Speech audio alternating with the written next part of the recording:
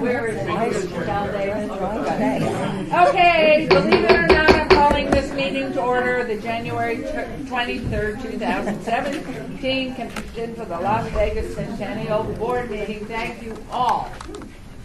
Welcome, Governor, Senator, everybody else.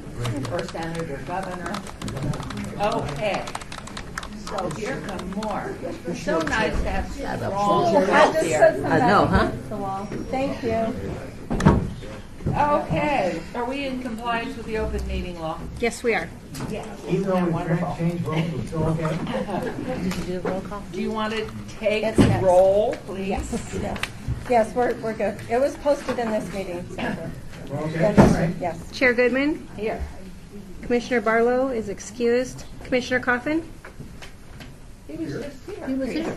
You're still Yeah, there. there he is. Commissioner Bryan, Just Brian. I'm here. I'm here. Commissioner Arnold, Here. Commissioner Stoldoff, Here. Commissioner Brown, Present. Commissioner Feldman, excused Commissioner Sinnock, Here. Commissioner Pike, Commissioner Helton, and you do have a quorum. All right. Public comment.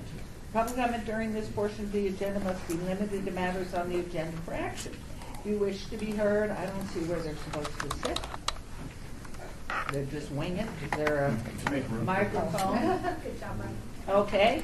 Please come to the table up front next to our member Arnold, who will promise to share his microphone that he doesn't have with you. Give your name for the record. The amount of discussion as well as the amount of time any single speaker is allowed may be limited. Seeing everybody rushing to the microphone, we'll move on to agenda item 4. May I have the approval of the minutes from the regular meeting of November 28, 2016 Centennial Board meeting? Move for approval. Second. All in favor, please signify by aye. Aye. Anybody got a problem with it? You're fired. Okay. He needs to leave now. Did your motion include both meetings? Mayor, I think There were 2? Yes. We had the special meeting. Oh, okay, yes. So do you want to make a motion on the special meeting as well? November 15th, The November 2016. 15th special meeting, you want to make a Move for motion? approval. There's a motion. Thank you very much. All in favor, please signify by aye. Aye. Anyone withdraw? Thank you, that passed. Agenda item 5, advance item. We have a discussion for possible action on a replacement appointment for the treasurer to the Commission for the Las Vegas Centennial. Our CFO will be retiring or has retired. Soon, the end of the month. And Terry Ponticello will brief us. Yes. So the treasurer of the Commission for the Las Vegas Centennial has been Mark Vincent, who is also the CFO of the City of Las Vegas. At this time, his replacement will not come on board until February 15th, 2016, although he's going 2017. He is going to be, the item for his appointment for ratification will be on the City Council February 1st meeting. So we have a gap because the next meeting of the Centennial Commission is not till March 27th. We kind of have a 2-month gap. I am recommending that during this 2-month gap that we have an appointment of an interim treasurer, and that be Vanetta Appleyard, who is currently the Director of Finance. Who's that? And Vanetta Vanetta is here. If you would like to introduce yourself. Vanetta, come forward. Good afternoon. My name is Vanetta Alpenard. I'm currently the Director of Finance for the City of Las Vegas and currently the Treasurer for the City of Las Vegas. Anybody have any questions? Did they like that? Hold off the record, do we pay for her services? The Commission for the Las Vegas Centennial does not pay for any of the officer services. And what services does she provide? Well, as the treasurer, a corporation must have 3 positions: president, secretary, treasurer. So we will have that position unfilled, and yet it is a requirement to be a corporation, a nonprofit corporation, to have those positions filled. So my suggestion is to have Ms. Appleyard fill that position until we come to the March meeting and we can introduce the new CFO for the City of Las Vegas. She will be overseeing some of the work by Mr. Joe Williams, who does your reports and anything else financial that has to be submitted during that interim period. I don't think I heard an answer. How much does she get paid? Well, Zero. nothing from I like us. I vote for a point. I would like to know who's the secretary of this organization. Oh, you're the Esther president Rankin. and the secretary. No, not the president, the executive director. Executive and the director. secretary. Is that a conflict of interest? No. Thank you very much. All right, I think I've heard a I motion. move that you be appointed on an interim basis until the person that's coming on board And, can be considered for a full-time replacement. Second. Second, somebody is doing it. There's a motion and a second. All signify by saying aye, please. Aye. Any opposed? Congratulations, you lucky lady. Welcome. Okay, agenda item 6, an debate item, discussion for possible action regarding a grant request by Jonathan Moore in the amount of $30,000 for a short film. The applicant pulled their grant request, so we can strike this item, is that Yep, fact? correct. Okay, there needs to be no motion. no, you need a motion to strike. Okay, may I have a motion, please, so to strike, and a second. Second. Thank you very much. All in favor, signify by aye. Aye. Opposed? Thank you. Agenda motion carries. Agenda item 7, debate item, discussion for possible action regarding a grant request by Dave Quanoyer, planner, City of Las Vegas, Department of Planning, in the amount of $117,875 to create and install 30 historical markers at the back of the sidewalk along Charleston Boulevard to highlight the important historical site in the area. Courtney Mooney is here today to make the request. Good afternoon, Welcome. Commission. Thank you for having planning back to make this request for funding for these historic markers. Dave Canoyer reported to me some of the questions that you all mentioned at the last time that we were here, so I hopefully was able to address some of those in the updated grant application that was submitted, and I also hopefully can answer some additional questions during this grant request. So just a quick summary for anybody who isn't familiar. We are requesting funding to create and install up to 30 historical markers at the back of sidewalk along Charleston Boulevard between basically Martin Luther King and Valley View is our first phase. And these markers will highlight the important historical sites in the area. I should also mention that planning is making this request on behalf of Councilwoman Martinez's office, and we have Councilwoman Martinez here and some of her staff members in order to answer any additional questions. The funding would also hire an historian to compile existing and conduct new research on the history of the nearby neighborhoods and historical sites.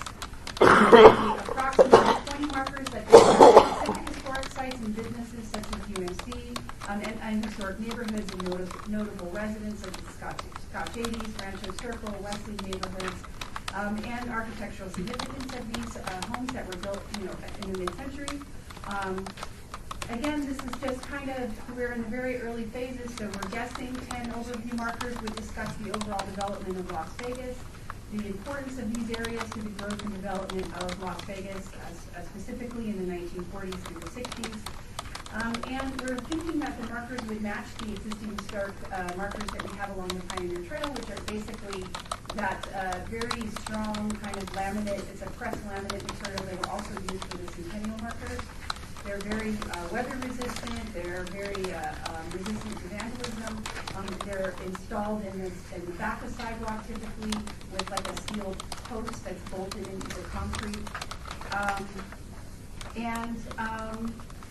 We are hoping that if funded, we could complete this project within a year. We could phase it if we needed to. And hopefully that addresses some of the questions that the commission had at the last meeting. Thank you. Okay. Thank you. Looking at page 13, your proposal and the design that's there. Because where it's located, it gives me concern for an accident or something, somebody in a wheelchair, somebody who's got something. It has to be there. Go through the sidewalk and the sharp edges to it. I just wonder, is there an alternative way to position them somewhere less obstructive in the sidewalk? There were a couple of instances in the Pioneer Trail where we purchased a small easement from the property owner. I think it was like a 2x2 kind of concrete square that was actually put on the property owners, on their property. And we can certainly look into that. This, with our, the sidewalk length on Charleston is pretty wide, and I think the minimum required width for ADA is 46 inches. But I would have to verify that for you. And so these would go past that, so we would make sure that these wouldn't impede anybody who required access into there. It just, to me, it looks on this particular page like an accident waiting to happen, and there's exposure there, and so I don't know whether next to a light pole or somewhere we already know there's something, but I would request you really look at that placement of wherever these would be. And Councilwoman, did you want to make some comments? Can you come up where, and Courtney could just slide over a bit, please? And then, of course, because we have no camera, can you announce who you are, please? Even though we know. Lois Tarkanian, Councilwoman for the City of Las Vegas. I wanted to say that in the development of the medical district, the sidewalks are being widened along Charleston. And even some places else in the city, because we have that problem, Councilman Coffin has it in his ward, where we have a light pole right in the middle and you can't get a wheelchair left or right of that. So that is being done in the city, as I understand from our last meeting that I had, that is going to be doing that. And so that's part of the medical plan, so it will have more space. I think what we have to do is say, maybe it won't be exactly that or exactly there, but it will be placed in a place where there will not be accidents. Because that's the purpose of what we're doing around that whole area is to avoid accidents, particularly for those going to the hospital. And if they're getting out in their well, we don't want to have them go back in. Thank you. Member Arnold, I saw. Yeah, I noticed in the application that you suggested the option of breaking this up into two pieces. I'm wondering, based on the comments, if it doesn't make sense to have the consultant come in and work with city staff on what the new designs of the medical district are, and then, figuring out each location. If they can kind of come up with a plan before we move forward on the whole thing. And I think that's a good idea. It's sort of in a state of flux now until everything gets finished. But so far, everything planned has been finished and finished as planned. So I think that we're in good shape along that. But I do think we should have the specialists in it come and work with us. For example, we have on all of the boxes there, electrical boxes and things. We're having historical pictures of the first hospitals in Las Vegas, the first doctors in Las Vegas. We took this last year to try out 2 different methods, determine which ones were the best weather-wise. And so we'll be having that, and we'd sort of like the two to match. So I don't know even if the red, for example, would be the right color because they're using the sepia tones and everything. And we're trying to make it look very historical. And in addition, on Alta, there might be a need for a sign, so it wouldn't just be on Charleston. We have the springs right there, and we want to make sure that we make a good view of that so people know how historical that is. And then a little further in on the other side of Charleston, we have homes now, but still some farm-like homes that used to go out and get the water from the spring preserved and then bring it back. And we'd like to and we have found people who have some pictures of that. So we'd like to use those too on the historical monuments.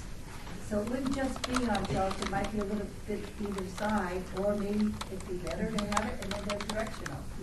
I don't know, but we'll know when we get started.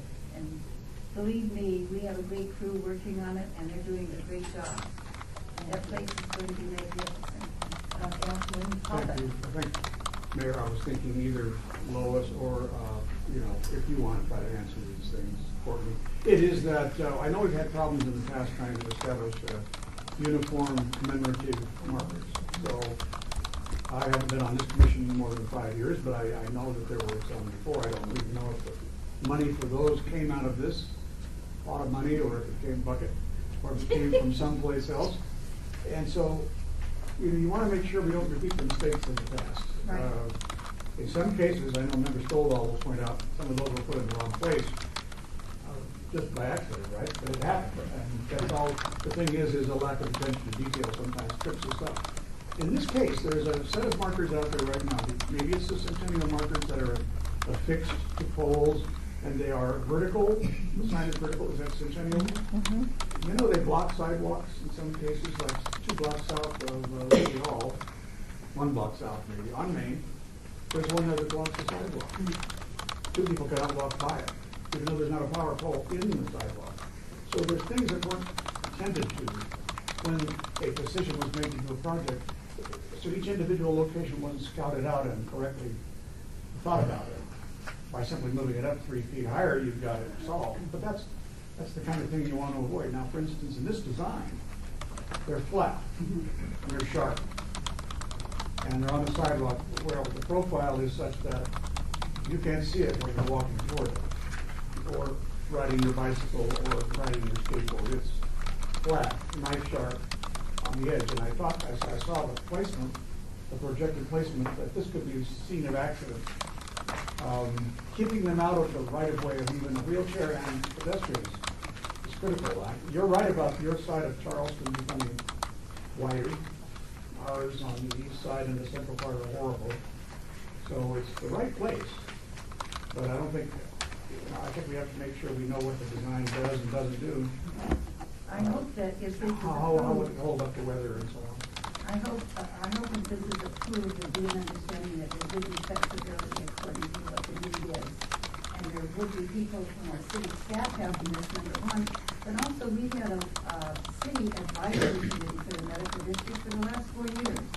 And we have people who live in the neighborhood, we have the doctors, the nurses, we have private people along that way. They meet regularly. And believe me, Mr. Coughlin, you would find that they're very specific in the needs. I mean, they're very good. I mean, we went right down to the gut level, and those people are telling us what's needed and where needed. But I assumed that as we work together, that's what you do with something like this. We bring them in to give their thoughts, and that would help us too. Carolyn Goodman, Councilwoman, or Ms.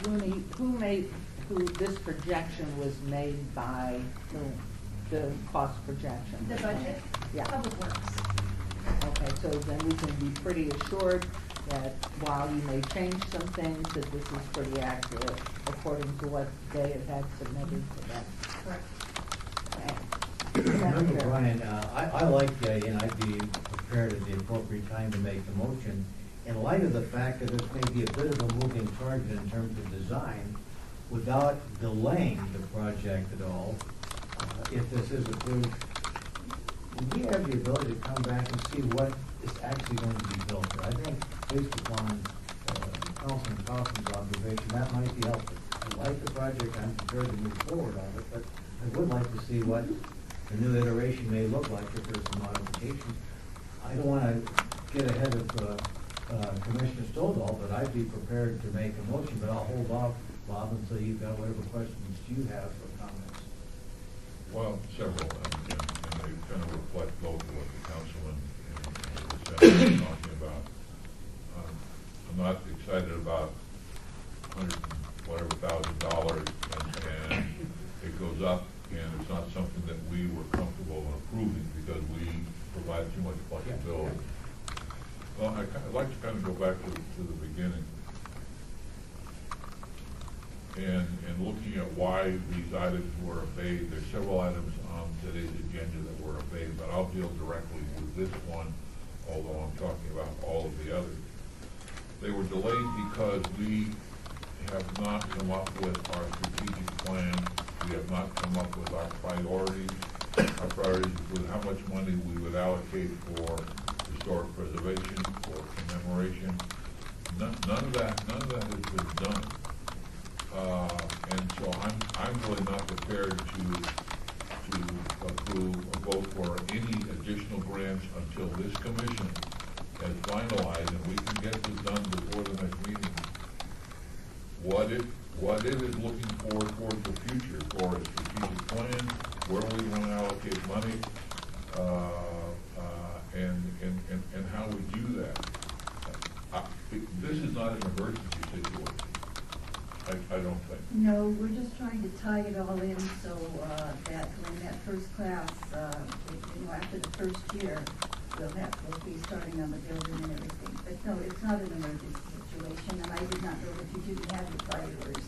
I had read you were talking about that, but I did not know you had not voted on that. This certainly fits into the three terms. It's our three major areas: education, outreach, not conservation or preservation, but certainly education and outreach. And that gets to the second one. We had a situation with the city of Las Vegas a few years ago where we spent some money and put things in the ground, some fun facts, as they were called. Well, just like the phrase we heard yesterday, alternative facts. Fun facts are facts. Yes, yes. And just because you put the word fun in front of it doesn't mean that it's you can do whatever you want with it. I would like to, if this commission approves this, that there's somewhere where we can have some sort of a filter to make sure that all the facts are correct and signed, whether it's a historian or whatever. The Springs Preserve hired a couple of historians to produce a book, and these are well-known Las Vegas people. And we proofread the book. It is filled with facts, errors. Dates that are wrong. Maybe it was 1919. It was really 1920. Still, if it comes out from the city of Las Vegas, I think people should feel comfortable in counting on whatever the city of Las Vegas said. That's what it is.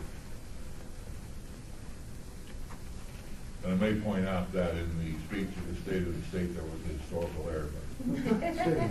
Not the state of the city, the state of the state. Actually, I meant the state of the city. West Side School was built in 1923. I know who's getting fired next. Want to leave? No. Oh, is that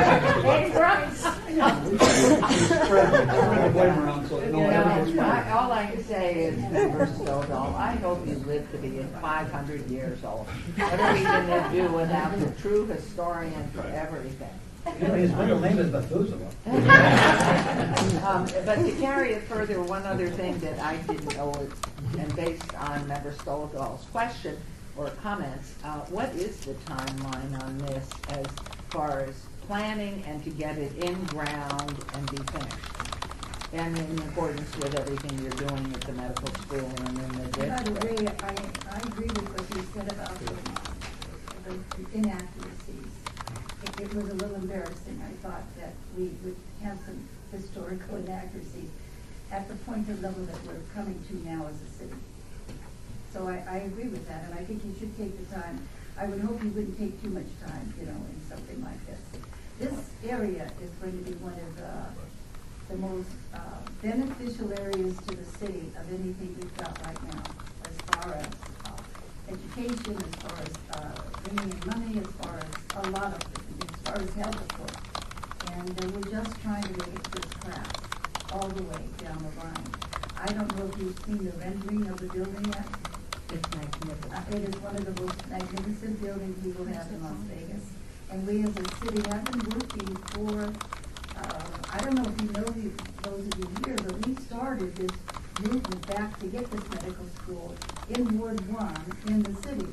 And we talked about it for years. It came into my ward, and I said to my staff, we need to do something here. This is too important. And so in any case, how do you get people to listen to you when for years we've been talking about it? We branded it. And we went through all kinds of debates and questions on that. But if anybody looks at the branding there, I think they'll see that it fits in very well and everything. But the branding of it made people say, hey, we can't do this. And that was the key thing. It wasn't a big thing. But we got it started and then with our committee. So anyway, we're not going to cut corners Bob at all. I don't know, he's not quite, but I think we're at a point that we really need to know, probably from you and Senator Bryan, we need a historical validation committee. Who is it? Who is gonna say, I mean, everybody's trying their best, where is the source and where are we gonna get this information? Well, our part of the funds is to hire somebody that would do that, and then it would just be footnoting their source that we could, that could check. Or have it checked by yourself or whatever committee this group sets up. Well, there's lots of, everybody from Gene Morling's, who's retiring from UNLV, he's a good guy. Oh, he's great. We got Dr. Green, there's lots of folks in town that know. My last comment is, I don't know if these markers fit the quality of what's going on that you're building over there. They look kind of flat and cheap. I think there should be something that would reflect the area over there. This is why I mentioned just a little earlier that we might change them and match the tones and things like that. I agree with you. I think you're absolutely right. So should they come back with, can we put, is there real urgency we get this, can you come back in the next meeting? With more better And I'd answers? like to add too, again, Mayor Goodman, I think as development takes place in that 204 acres or whatever it is in the district that's going to be surrounding, that developer funding could become a part of it. But who is the architect? Were you at the city address or were you watching on TV at home lunching? 2 feet from you. I didn't see you. I was doing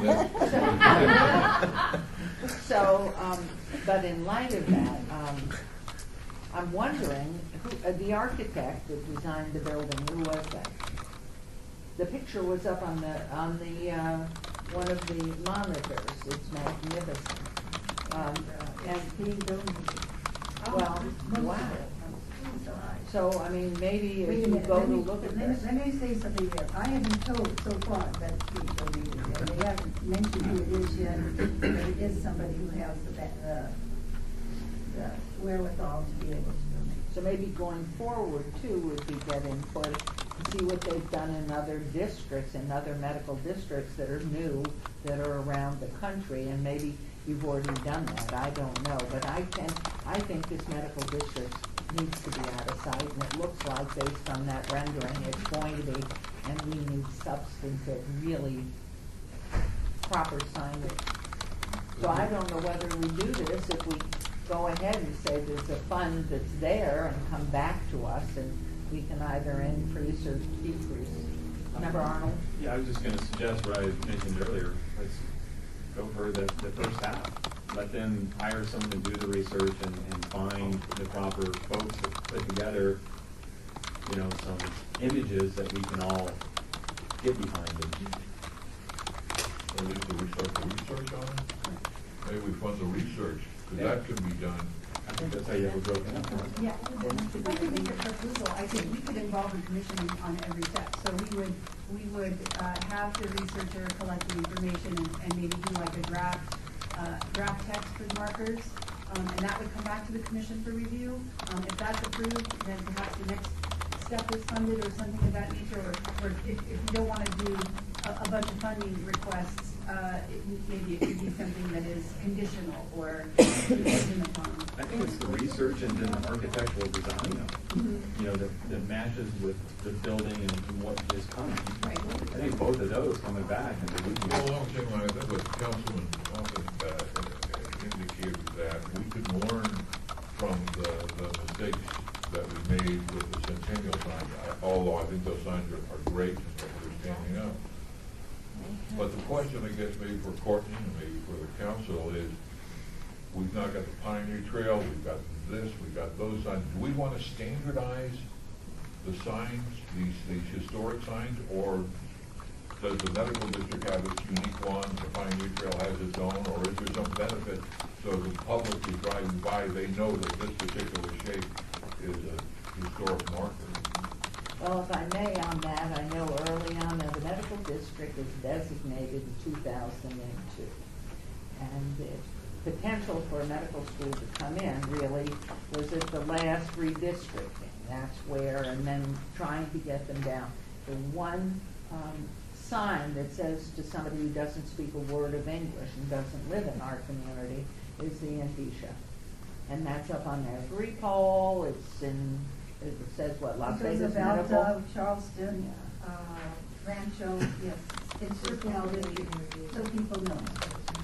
And then the north, there is a north, the Las Vegas Medical District North, I think, is whether northwest as well, using the same indicia on the signs, on the poles that are already up. But maybe the consultant is the way to go, make an allocation that we could move on that, to hire the consultant, to do what has to be done, then to come back for the rest of the funding. Well, I think some of the signs in, Vicky's area, aren't they a little different than in other areas? And the historical west side signs and banners reflect the historical west side. And that's what I had thought of this, that this should reflect the medical district and medicine from where it started in Montana. And also, of course, the historical areas. That's a very historical area there. We've had a lot of people live there that sometimes we don't even realize. Very, very famous and people who donated a lot of time and energy to the city. So that's why we just thought that area would stand as the west side. Councilman? Well, I'm confused. Yeah. I'm usually confused. In this case, I am again. It is this, that there is no mention of the medical district in the application.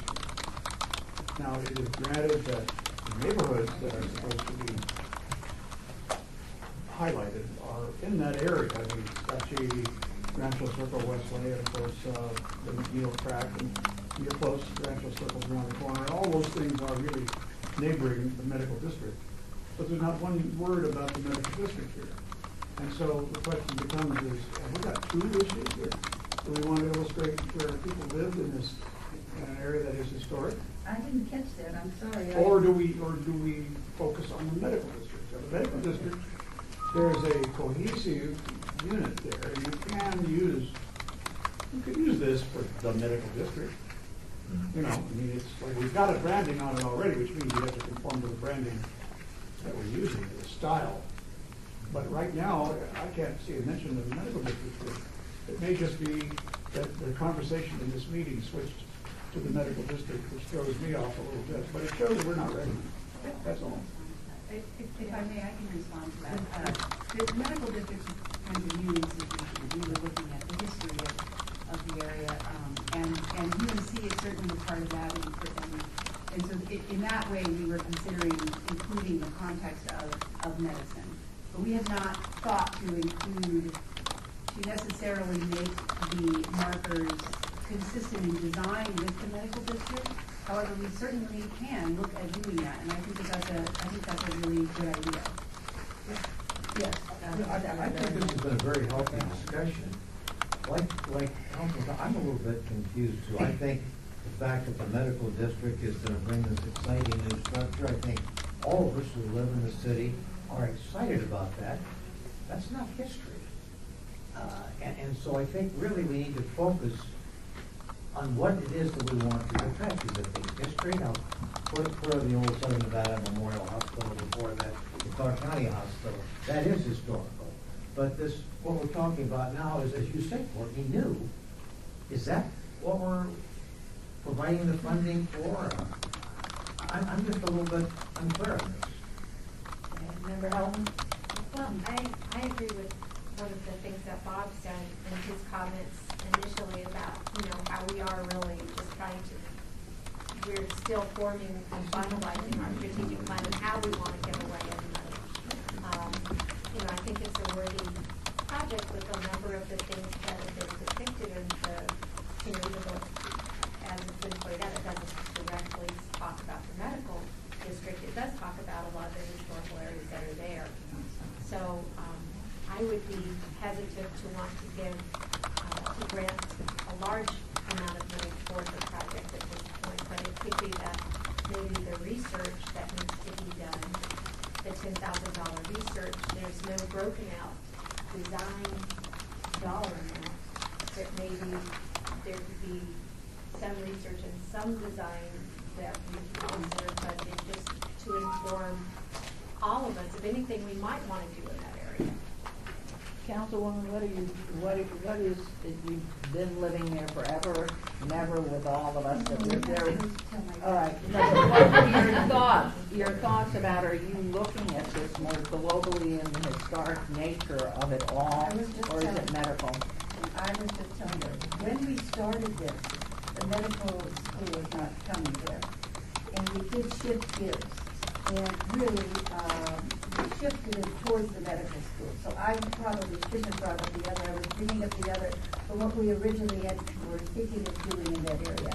But I think what you're saying is very important, and I think you're right. And I think that my personal thing would be we should concentrate on the medical school, because that's really involved. And I think the reason why it's like this is because when we started, remember the medical school just got approved not too long ago, and so we started this much longer than that ago. And so that's why I think there's some good future. Courtney, what do you think? Possibly. I think it's important that the markers would be compatible with any other type of signage that is planned in the medical district. I think that would be important too. But keep in mind, if I may, again, Mayor, speaking, the funds are historical in nature.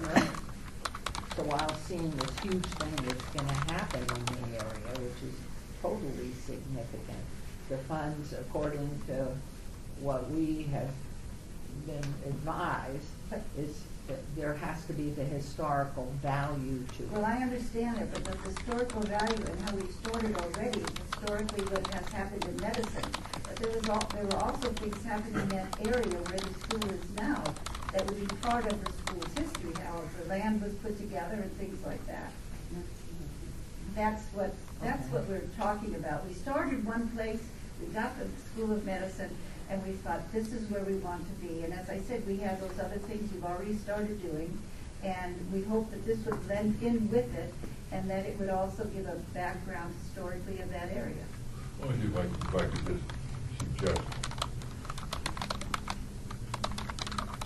that our focus would be the medical district, the new medical, and that we allocate some funds to a historian to research the history of that specific area and just focus on that. I was thinking that we would hire the historian to focus on the area that is in this, which would include the medical center, and then we would see which ones made any sense, whether they're all clustered in a certain area or, but I think maybe we focus on the medical center. That's a historical. Right, for example, there's the location of the large structure where all the baby soil Delta Block 16 were taken during the 1920s and 30s. There was a structure there. We should celebrate that. How about Richard's Burke? I'm for the ladies myself. Well, I just wonder, we think just Courtney, off the top of your head, are there enough historical elements of people that lived there and contributed and events that have taken place within the medical area? Are there enough? No, I'm not familiar. I would have to defer to Councilwoman. Harry Reid lived in there. A lot of people. We have him. And Goldwyn. Yeah? No, I'm East Charleston. You were East Charleston. I'm I sorry. got a Maryland Parkway. I didn't know that. That wasn't cut through I when tell I was. everybody you're born on Goldwyn. Well, anyway, when you pointed to him, so I thought that you meant him also. But I know Harry Reid's home was there. I know that, the coroner's office is there. Some new innovative things we're doing medically are there now, and maybe you don't consider it historical, but just the fact that you have the first autistic center right there, and that's a very important thing. Here in Nevada, the only one that knows the depth, that has that type of autistic program there. Well, how about we go ahead and make an allocation for the research piece to start it off, whatever that number would be, about 10,000 here. I don't know, I wouldn't know if that were a reasonable amount, but to do the research, but keeping in mind, what are they doing? We don't want to put something up that we're gonna pull right down because it doesn't have the quality. Then maybe do some country research as well as the historical, so, and also talk with the architect that now is bringing the changes into the area. And I was just going to say that, where Rancho Circle is right now, they called it Hill Hill, because that's where the doctors live. And, I'm just saying, we had some really fine medical people who lived in that area too, that have contributed to, medicine in our city. So is 10,000 an adequate amount? Well, I'm thinking of, to answer that question, I think the 10,000 is what they suggested, which was encompass the entire area. If we're just thinking of the medical, it would be a reduced figure, but I'm not sure there would be some benefit for us to do the entire area, which would include, yeah, for the $10,000. So how about we have a motion? How about We do. So why don't we just go ahead and move that piece and get started?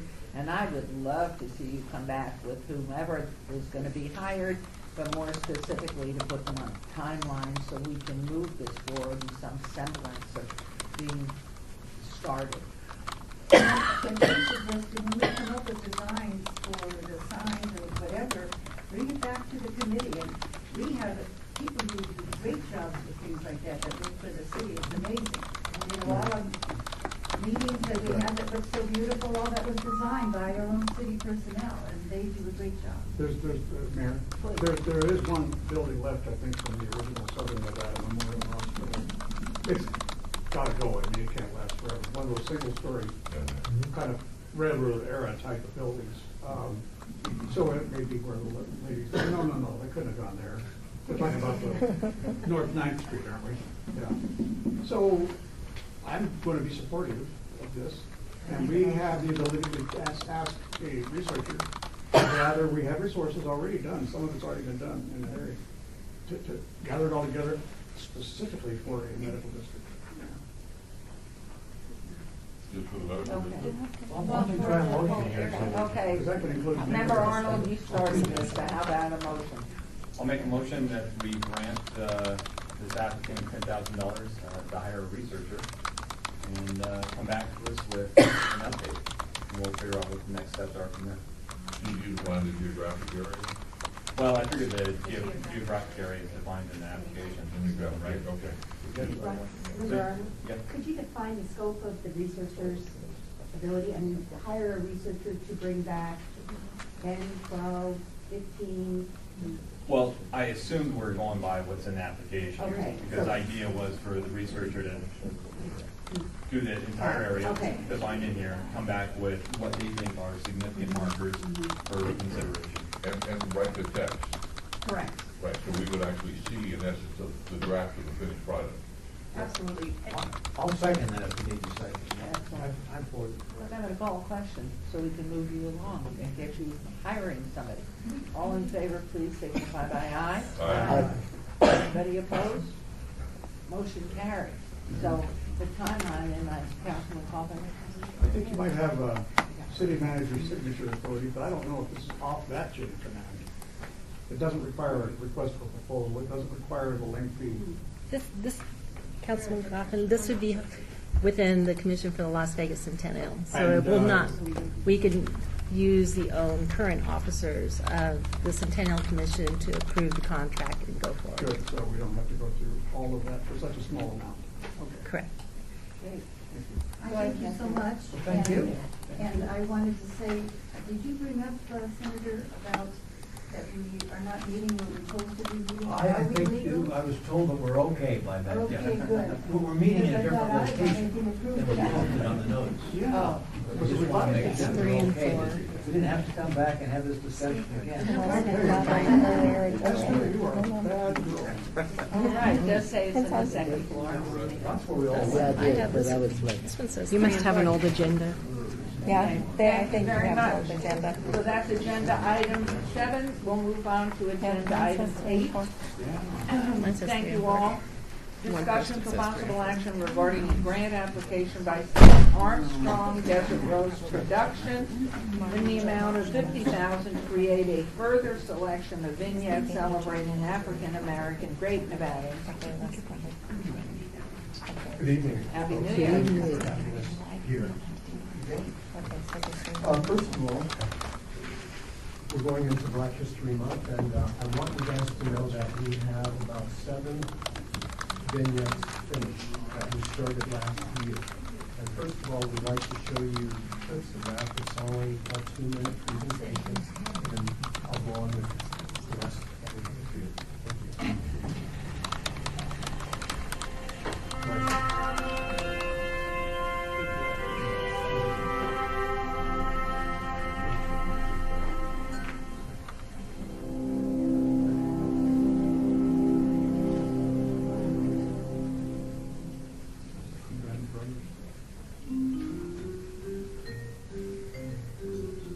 So I think of someone that had a very creative mind that was probably years before her time. I know, yeah. In 1952, Jimmy was appointed for communications at the Sands, one of the foremost hotel casinos, and became the first black hotel executive in Las Vegas. Over the following 30 years, Henry devoted himself to encouraging youngsters to engage in athletics rather than run with gangs. Well, why do I do a lot of positive things on the west side? That's the area I grew up in, and at the same time, that was the area that I see that needed, because at one time in life, that was me. So we need that ball, not just because of the history and the value of baseball. That was our first sport as our people, as black people. We need that back so we can bring the families back, because all of the family came out to watch their baseball. Open 7 days a week from 10 a.m. till midnight, offering records, record players, and radios for sale, a repair service, and news about the latest concerts, record releases, and stories of the stars. Compassionate, hardworking, and generous as a lifelong public servant and philanthropist, Michael Callahan left a lasting legacy. It still comes back to the thing that's going to save our country. I'm sorry, it's not going to be a president who had a lot of money. It's not going to be a president who has a lot of power. It's not going to be a president. What's going to make our world better? It's just people like you and me. Flex, please. Thank you guys for hearing that. Once again, we just wanted to make it short. We've produced 7 vignettes in the last year. We're looking to do 10 more. We just started 2 just a couple days ago, or actually a couple months ago. And these films will be aired on Channel 2, Channel 4, and Channel 21, not only during African American Month, but throughout the year. I'm not only doing films about African Americans, but all famous Southern Nevadans who made a difference. So far, over 2 million people have viewed these vignettes that we produced. Also, we are subject to this book, The Murder of Sonny Liston. It was just released last year. And Sean Masale, who wrote the book, actually came to me and used Invisible Las Vegas Part 1 and 2, which you guys sponsored.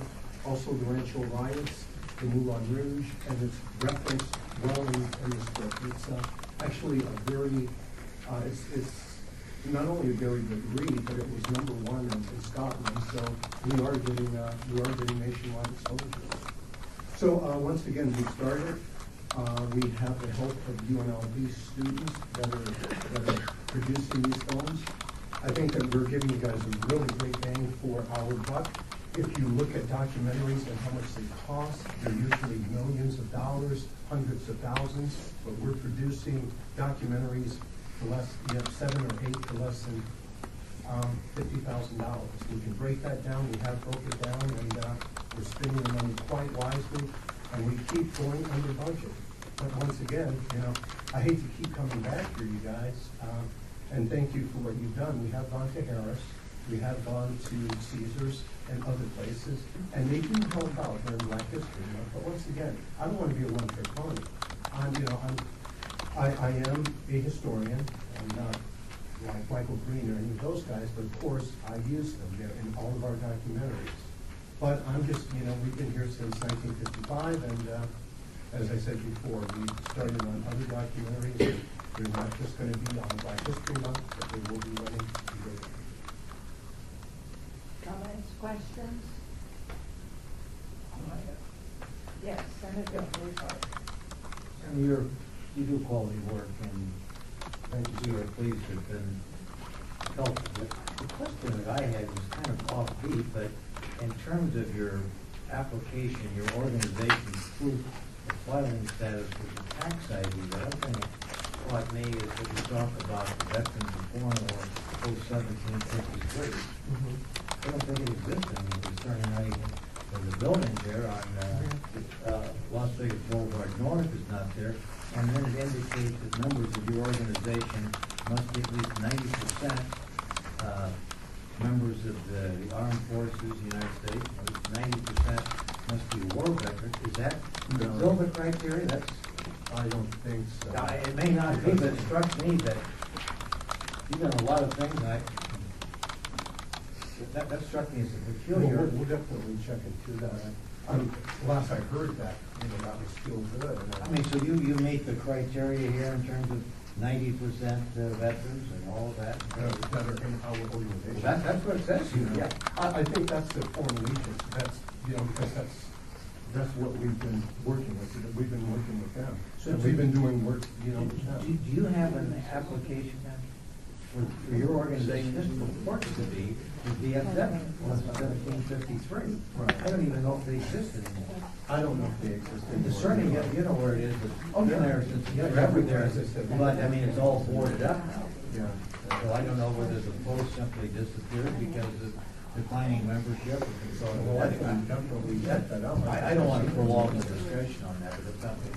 Well, that would, I would think that would be something for Ms. Monticello to look into, because I know from a 501c3 validation that we got as the employer ID back in '84, the requirements to get that 501c3 have to continue to be met. So is there a way that you can find out, does that hold on this number, or is that their job to do? Or? I would, Terry Ponicello, I would have to talk to Mr. Armstrong about these with non-status ID papers that he had submitted as part of his application, because it doesn't, you're right, it says Veterans of Foreign War Post 1753, and yet you're known as Desert Rose Productions. Yeah. So I don't know if you're an accountant or someone, your attorney could. We were doing work for them.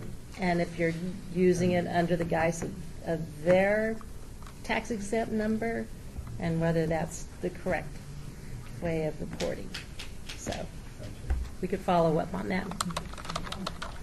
So it does say in paragraph 4 that at least 90% of your members are war veterans. War veterans mean folks that have actually, I'm a veteran but never heard a shot fired in anger. It would be a stretch, even for our current president, to argue that I was a war veteran. We do have a couple veterans. We'll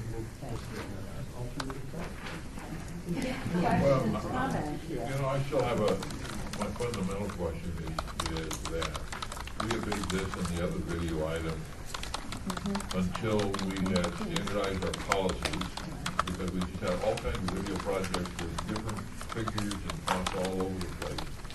What we'll pay for and not pay for. The commission has to set its priorities on financial allocation. And I would really suggest that we postpone this and other grants. Not the least of which is the issue of the nonprofits. Part of it, I think that needs to, we need to look into that. I don't want to say no to this, but I'd like to obey it again. Or maybe we say no and they come back with what would be the profit? I think Terry Ponicello, I think we would have to sit down with Mr. Armstrong and go through his application, make sure that everything is up to date and current. And then whatever is discussed later during this meeting about the strategic plan and priorities. Well, I thought I'd suggest a motion to deny the application without prejudice. And the question that I have, Esther, what is based on your plans today and going forward that this committee or commission is going to have its arms around its long-range plan, so they can know, so they can come back and have this not 2 and 3 years out. That if we're putting into videos, how much, what percentage of the annual allocation or whatever.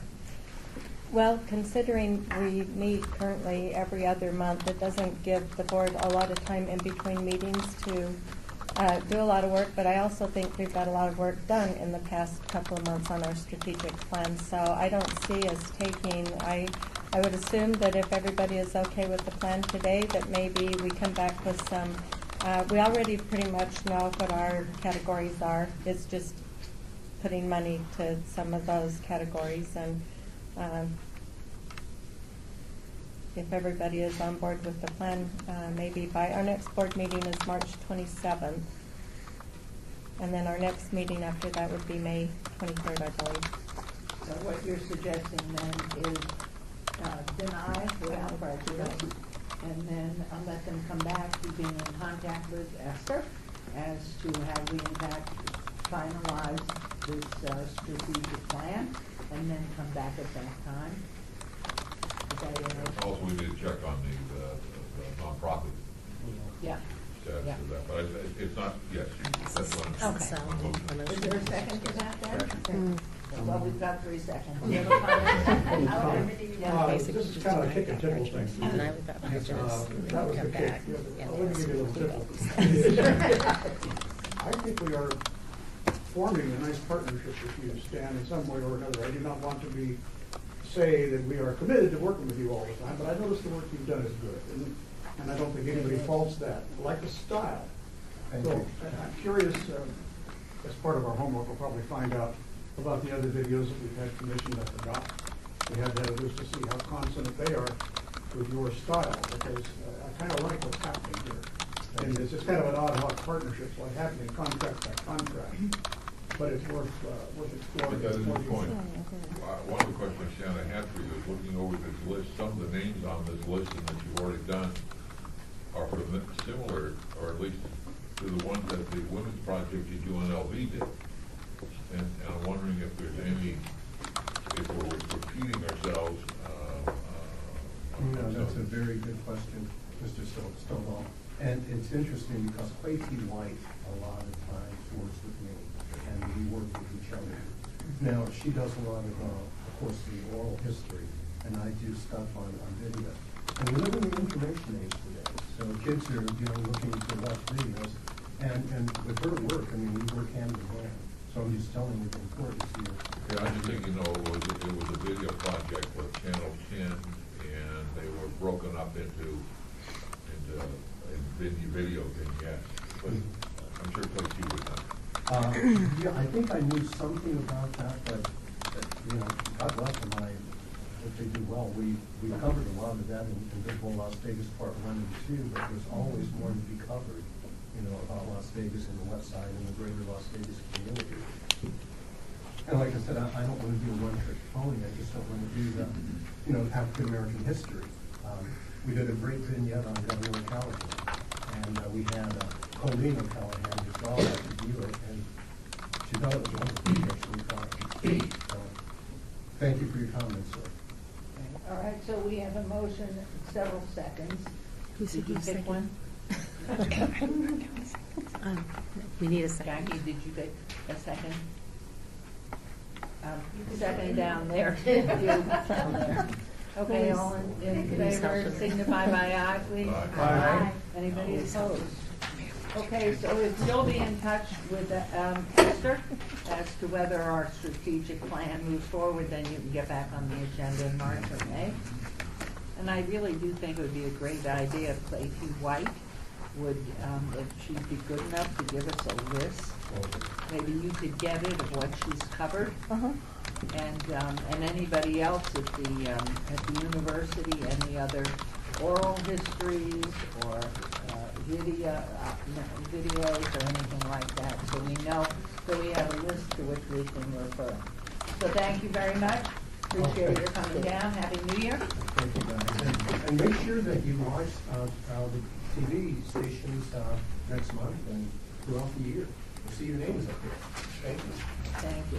Are you sending them upstairs to get tickets validated, Jackie? Okay, we're now into a report by Joe Williams, Senior Financial Analyst, City of Las Vegas Finance Department, regarding the Commission for Las Vegas Centennial budget. Mayor, Commissioners, Joe Williams, City of Las Vegas Finance Department. For the 6 months ending December 31st, 2016, we received $1,034,000 in plate revenues, which averages about $516,000 every 3 months. We have expended for the 6-month period $152,869,000. That leaves us with an ending fund balance for December 31st of $3,897,586. Of that, we have committed $2,054,000 is committed to projects which you have previously approved. That leaves us an uncommitted fund balance as of December of $1,844,000. A question. Today I was at the opening of the Neon Museum store and was told by the principal that the building that we allocated $400,000 for, towards that they're matching it or picking up the balance, they did buy it. Yes. So where is that figure that I can't see? This report goes through December 31st. Most financial reporting is at the end of the month and not in the middle of the month. We paid that $425,000 to the Neon Museum around the 15th of January, so it would be reported on the next time we meet. You'll see that it was paid out. Okay. So we have paid the $425,000. But is that showing as an obligated fund which is a charge against our balance? Right, it shows, if you look right at the bottom, there's $425,000, about three quarters of the way down. Okay. It shows that it's committed. Basically, that one commitment there has been paid. So we've got in effect money that we can, if we choose to do so, of about $1.8 million unencumbered money. Correct. Right now. That is correct. That's correct. Thank you. Great, thank you. Well, I thought that was really good news from the Neon Museum, that they had made that purchase, and they are looking immediately to flatten it. Yeah, it'd be great to get those details.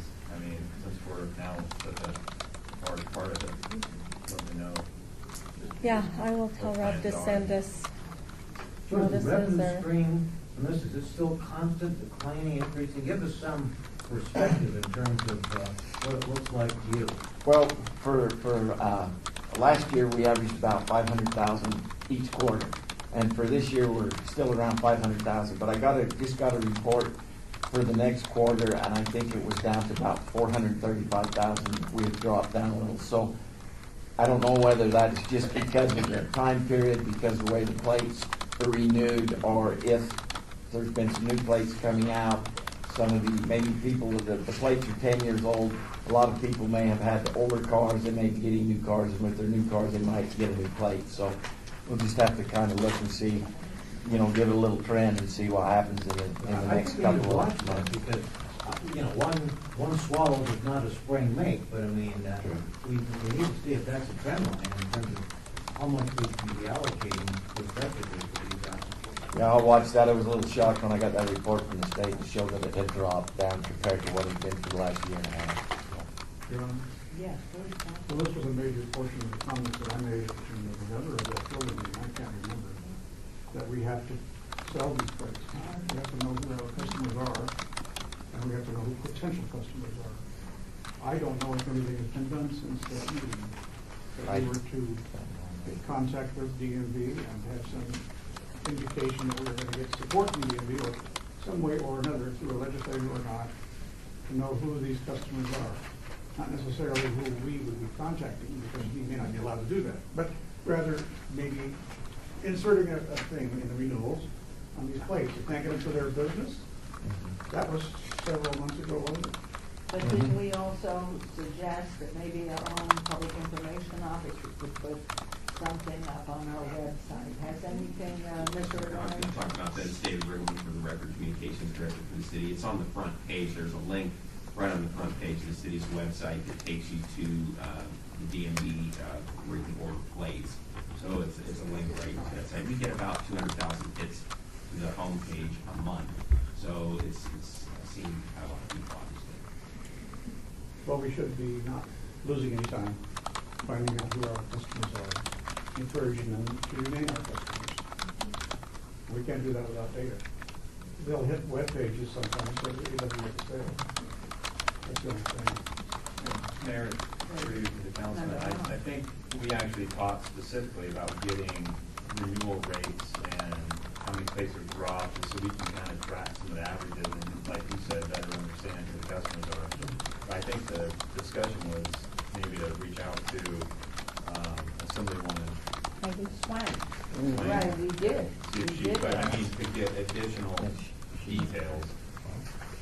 Okay, can we follow We'll up check with the that? minutes. Yeah, Yeah. let me just talk to her again, Esther Rankin for the record. I've got, I don't mean to say a low-level contact at DMV, but probably not the highest level, that I just ran the question by, if we wanted to do something, produce mailer to go in your mailers, would you allow that? And she said no, because once you do that with one group, you would have to offer that to everybody, and they wouldn't consider doing that, which that's when you look at the list of license that plates, was the that end of it there? kind of makes sense. That was the end of it? No, the end of, Mayor, this isn't rocket science. I mean, a call from Councilman Kaufman to the DMV director would be returned. Or a legislator in session. Yeah. Yeah, that's Heidi Swank, I mean, it's to talk to the DMV director and explain what we want. I think we had asked Assemblywoman Swank, so I don't know. what's And maybe on. she has, I don't know. I had much longer hair and it was a different color when we brought this up. We have been talking about this now for, I would seriously go back and look at the minutes a year. Easily. Easily, and one Swank came back and gave us a report which was, not a criticism of her, but it wasn't adequate of what we were looking for. We got two things we have to do. One, we've got to get the data in order to develop an action plan. And then secondly, implement that action plan. And I think part of it is what David has done, but I think we need to go further than that, whether it's producing a little spot that we can air on Channel 2, or something. We need to market those places. It's not on the, are we talking an agenda item here? Right now, you are talking about the Joe Williams financial report, in which he has reported the plate revenue. But as we continue further, we should probably go to the next agenda item, which is the Centennial Strategic Plan, which is inclusive of the license plates. Okay, because there's no action required. We've been treading water. Okay, we're going to assign a committee on this very shortly. I want to hire somebody. And if you're smart, you'll leave. I'll hire somebody. We want to pay somebody. Okay, let's move on there. Thank you, Joe. Any other comments, questions for Jillian? Thank you. Thank you. We'll move on to agenda item 10 of discussion for possible action regarding the strategic plan by Esther Ranke, Centennial Executive Director. Good afternoon, everybody. Your favorite topic these days, strategic plan. I have Deborah Campbell here. I wanted to bring her into publicly, thank her, and then if you have any questions as we move forward through the two plans I have, and Deborah, feel free to sit up here just in case you're asking any questions. But we had two really good sessions with Deborah, talking about where we need to go, what this committee wants to see out of our monthly or bi-monthly board meetings, some direction on our different categories that we have, a lot of DMV questions that we have. So in your information, you have Deborah's strategic plan that she had submitted. In our last meeting, we kind of went over everything that everybody had talked about. And I think everybody is comfortable. I think you all have your idea of where we need to go with this, I think we're all on the same page, is just pulling it all together. So I have Deborah here, again, in case you want to ask her questions. I feel like with the information that we have and the knowledge that we have now, that perhaps maybe formulating our ad hoc committees. And if you look through the my little strategic plan that I put together, I actually assigned you on a committee. Doesn't mean that you have to be on that particular committee by no means, but let me just back up. I want to just go through, if you'll pull out this piece of paper really quick, and again, it's taking some comments that I've got from my awesome member Robert Stovall and member Jane Pike. They kind of gave me some direction. I took some direction from Deborah's strategic planning session that we had that morning back in November. So one of the questions that we had was writing a mission statement for us. I took a little bit of what I actually had one of our communications staff, Diana Paul, help write one, and then Jane had sent some suggestions, and I really liked what she sent. Our mission is to facilitate the education, commemoration, preservation, and enhancement of historic resources in Las Vegas through allocations of grant dollars. That's pretty straightforward. That's absolutely what we're here for. If you guys want to take this mission statement and think about it and provide me with suggestions, that's great, but there's the start for a mission statement. We know what we're here for is to spend historic preservation dollars that were given from DMV. So I think we know what the statute is. We know what our guidance is. What we keep getting hung up on are eligible applicants, which should be local government entities, nonprofit organizations, non-federal government units, and or not private individuals. So those are 4 eligible groups that can seek money from us. We know we're guided by the NRS statute, so that's pretty easy. We can't change that. That's what we have to live by. So to get to the meat of this, the fund categories are outreach, education, and exhibitions. That's one category. The second is research and documentaries. That's another one. The third one is commemoration, and there's a lot of things that fall under that: preservation, rehabilitation, restoration, reconstruction, and then other if we want to have another category for just a catch-all category. So from those fund categories that we have, we need to create ad hoc committee members, smaller so that we don't get into any of our issues with the open meeting laws, groups that you can work together just like Louise and Hugh and Alan did to come up with the beginning plan. So we need, and marketing, I'm not even going to talk about the marketing because David Riggleman is here, our communications director. He's going to talk to you about what the city of Las Vegas can do, so we actually don't have to go out and buy or spend any money on a marketing for the Centennial. So we need to create that ad hoc groups. I need to know that you want to be on that group. Or if there is another committee that you feel like you would better want to serve on. I did this kind of based on who has shown a little more interest in some of the conversations that we've had. So again, we've got the marketing plan, but I also have members Alan Feldman and Bob Stoddall to kind of work and help our communications if we need something. Maybe, Bob, there's, like you mentioned, maybe we want to produce something for TV, a quick commercial. You can help us with some of that kind of stuff. Or if we do need to have some kind of a budget, you can help with that. For our grant categories, I had members Louise Helton, Hugh Sinek, and Richard Bryan working on the grant categories that we pretty much have, but now you guys would have to maybe assign those dollars, and right now we've got $1.8 million in the account that's there to spend. So that's up to you guys to come back to the board with a recommendation on how much money you would want to allocate in each one of those grant categories.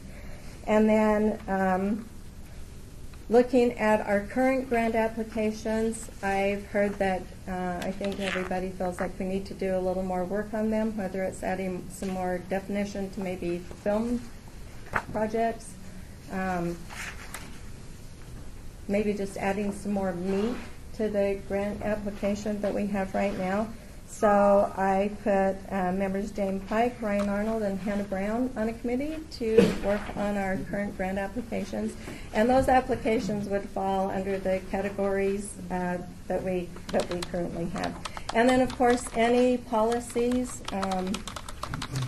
that we would want written for the group, whether it be a filming policy, direct film. Terry Conicello is our legal girl. So we know that we want to get somebody from DMV to work with us. Let me go back and talk to Heidi Swank and just explain to her where we're at, and maybe even invite her to our next board meeting. I know it's probably going to be hard for her because they're all living in Carson City. So let me see what I can do to work with her, and maybe it would be helpful and beneficial now while she is up there to maybe grab whoever this person is and take them out to lunch on our behalf. Councilman Coffin, if you're going up to Carson City, maybe that's a good thing and that you guys could do. Again, David is going to talk about our Centennial plan. I also want you to know that Deborah has also submitted her proposal like was requested at the last board meeting if we want Deborah to take this and keep moving forward with it. So that's where I'm at today is, do you feel like you're in a good enough place right now and with this direction that we can move forward? Or do you want to continue to have Deborah put her, keep working with us to further develop the strategic plan? And is there anything else that you feel that we're missing that needs to be in the plan right now? And Danny, you, Carolyn here, would you agree to serve on those committees that, yes? I just want to apologize to both of you women that you have to serve on that committee. I was going to state that perhaps I'd love the committee if Ryan was not. No. Well, no, that's okay. Because I'm happy to work with both of them, so that's fine. Yeah. Senator, yes? Yes. Hughes said Yes. yes. Remember, yes? You're building bridges, not walls. I know, huh? Yeah. You like See, that. you know, Yes, sure. yeah. Absolutely. Yeah. Well, we have agreement, and do you wish, will you serve as asked here? Yes, actually, Terry Ponticello. Just a matter of technicality.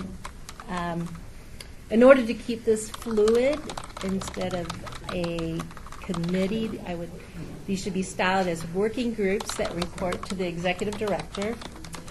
Once we start getting into formal committees, we have to comply with open meeting law for every committee, and that could somehow delay things.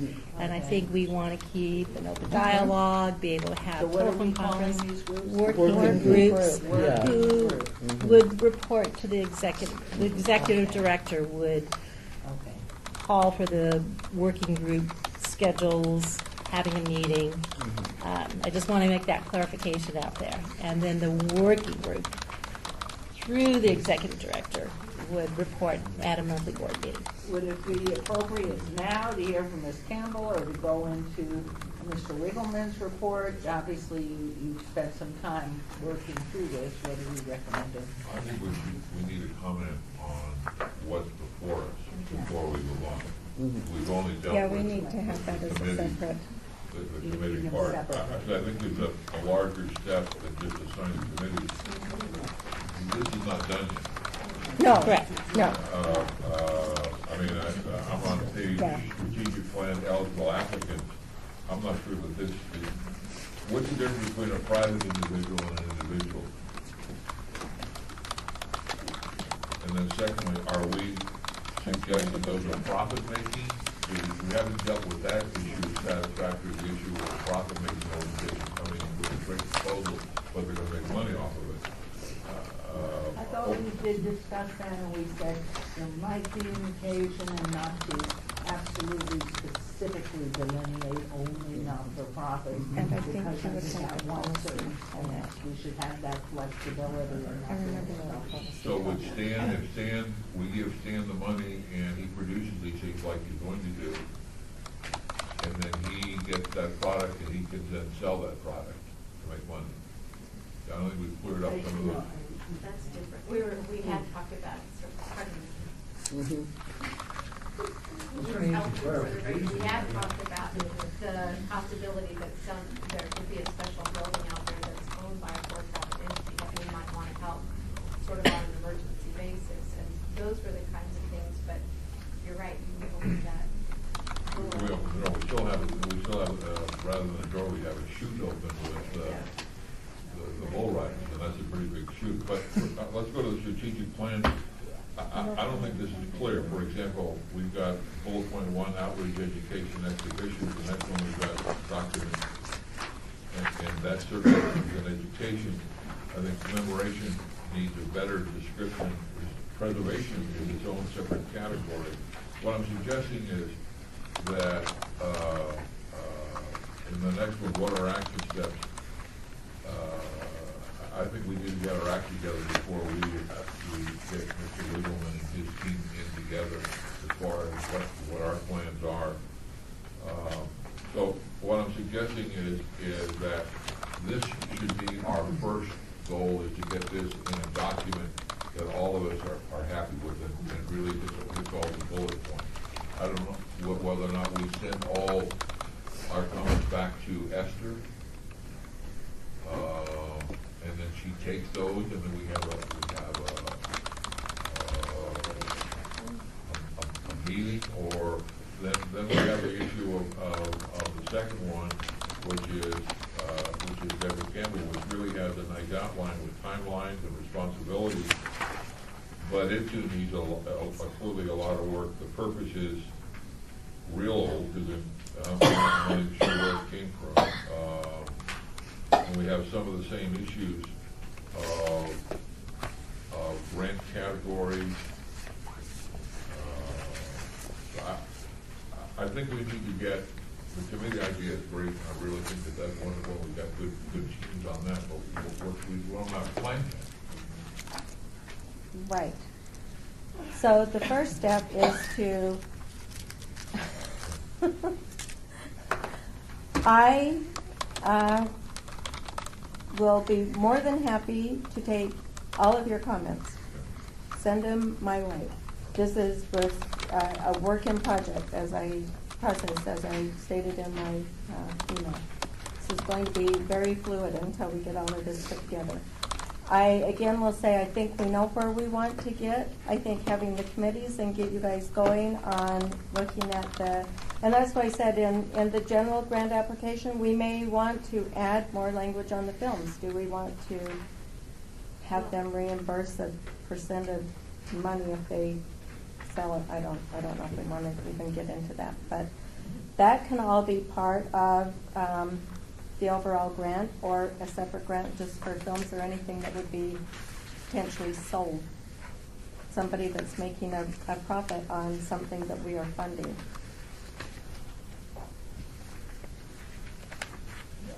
For the record, I still think that there's more things that we haven't decided. It's one thing for us to individually send you our comments. That does not give the body the same place at the same time. Right. And that's my concern. So it's almost like we have this much information, and we might need a further facilitated discussion so that we're all on the same page, so that we all get there and have, and come up with a better product. A better product as just a plan itself, or a better... All of the above, in my opinion,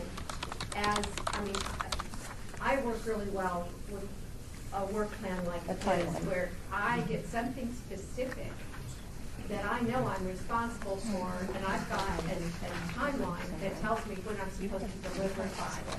So when I can be an effective person if I have the right information. And we haven't developed enough information for me to take that committee, be on that committee that I've just volunteered to serve on, and be able to actually serve with any confidence that I need. So now we have this to this far. Do you think another facilitated planning session would not be a bad thing to do? I think it would, in my personal opinion, I think it would be good, and I think it wouldn't hurt to have maybe some breakout sessions so that when we break into these working groups, that we know what our instructions are, so that we can actually be productive and not sit and just have a gap fest and say, oh, I know what you want to do.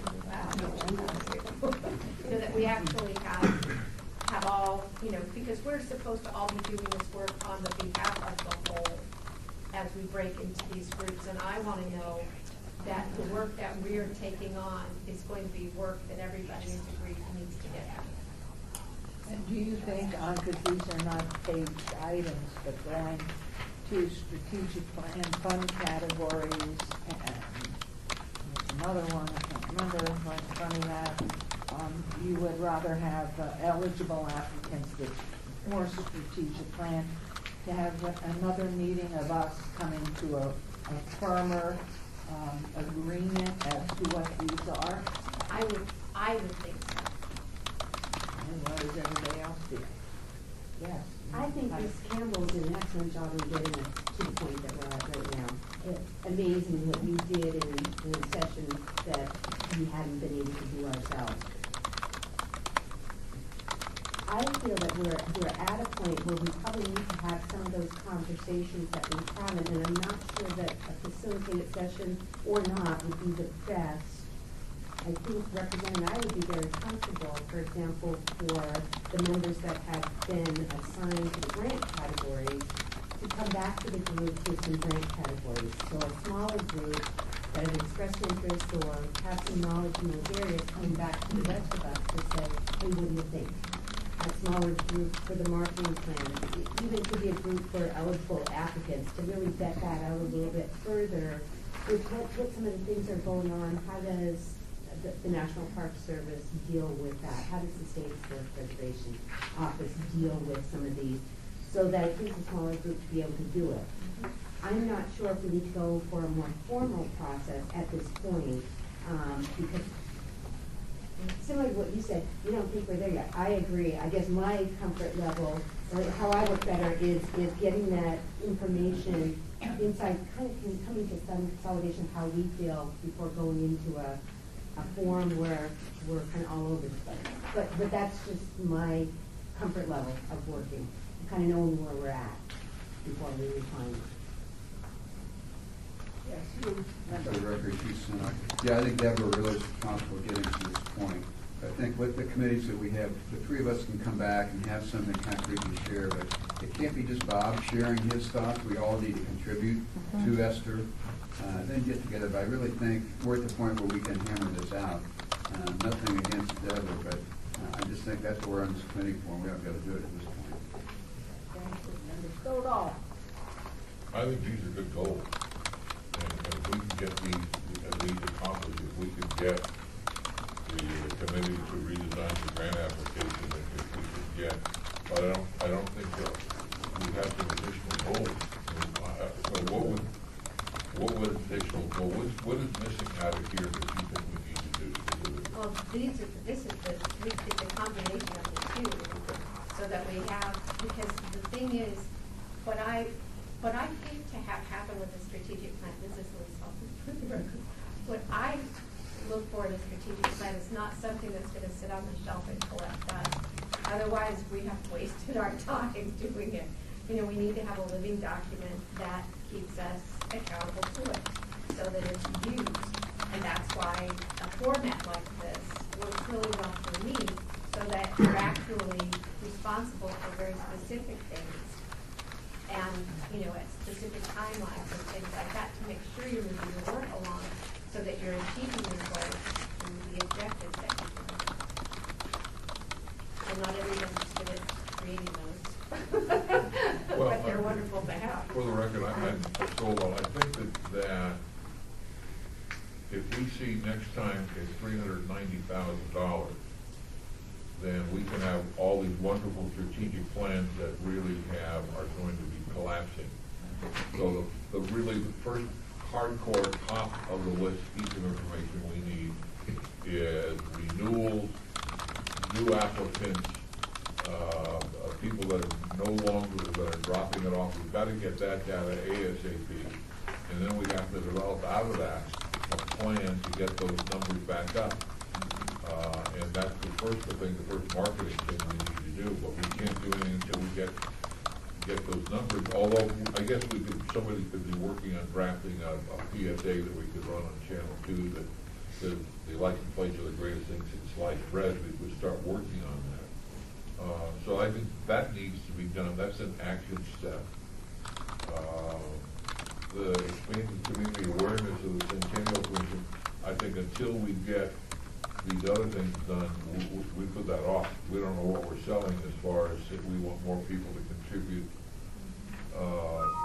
And then part of the thing I think we're missing is one of the things I believe that Louise Helton brought up is the idea that we need to be proactive rather than passive and wait for people to come and ask. That we need to be, and I don't see that in this part of the plan. And that's the end of my babble. No, excuse me, Member Brown, I think that we did discuss that when we were doing the roundtable with Deborah, was the fact that we have not been really proactive, and we're not reaching our tentacles in areas of the community that needs to know about us. I think we discussed that at that meeting. Well, and Deborah, thank you first of all for getting us to where we are. I think it's an opportunity for you, having heard what you've heard, to make your comments, and so we can hear what your assessment is. And do you feel, because we want this to be a living document, we don't want it a hard fast, you have to be in this box and this box, and it doesn't have flexibility. Are we there in this loose area? So please have at it. Well, Madam Chair, just starting, I hadn't seen your document, but I've been listening and taking notes, and that document, it sounds like it reflects the notes that we did from November 15th, along with this template that I have. And I'd like to speak from this point, because this perspective here includes everything that we talked about, gathered into under two umbrellas. One of them is the process, goal number one, the process. And listening to even a couple of the presentations today, if I might be honest or candid about it, I thought, when you get to the point in, I would say a working group now, we won't call it breakout sessions, but in a working group, some of the bullet points that we had under goal one, as far as looking at revising the grant applications to highlight the guidelines and the deliverables, all of that would have happened. Let's say that if Mr. Armstrong did his presentation 2 months from now. All of that would have happened before he even walked in the door. I don't want to use the word strong as vetting, but we would have had checklists. The 501c3 would have been checked, those types of things, so that that process would have happened before we came in, and you would have the opportunity now to talk about the merits of the vignettes and what are we trying to accomplish, and who's going to benefit, those kinds of things. So I hope that's one explanation of what I see happening as you move forward in your working groups, is to work out, if you look at this document that I did, under goal one, taking out goal number two, because Mr. Riggleman would be doing that part, is to have your working groups organized under these bullet points that are under goal one, which I think are described in Esther's PowerPoint that she presented to you. So I don't know if that makes sense. So it's either, you break into your groups that Esther has assigned everyone to, and everyone has said, yes, that works for me.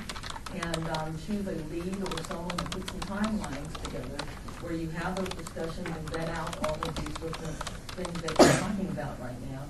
Or, and I feel kind of selfish saying it, or you have someone like myself facilitate those groups and make sure that it's in a short timeline where these meetings all happen with these working groups before the March 20, whatever meeting that is.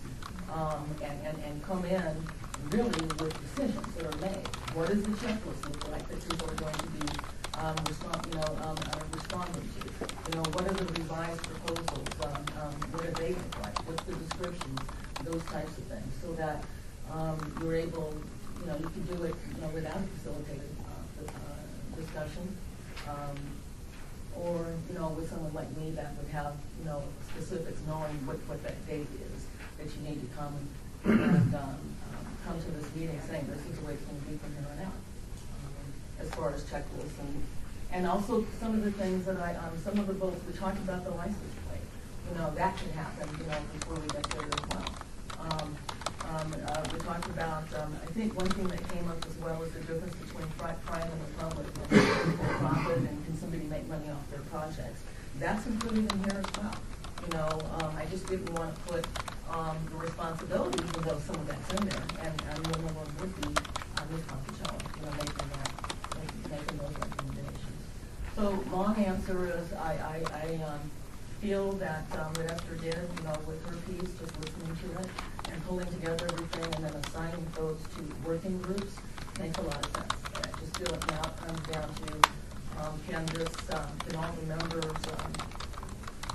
get it done before we get there in March, or do you need someone to facilitate those conversations, get everybody on schedule, get them all done, and come to the March meeting with something that you can use now as with timelines and you talk about the budget. Thank you. I think you've been very helpful to us, and whether it continues now or picked up again later, perhaps coming back.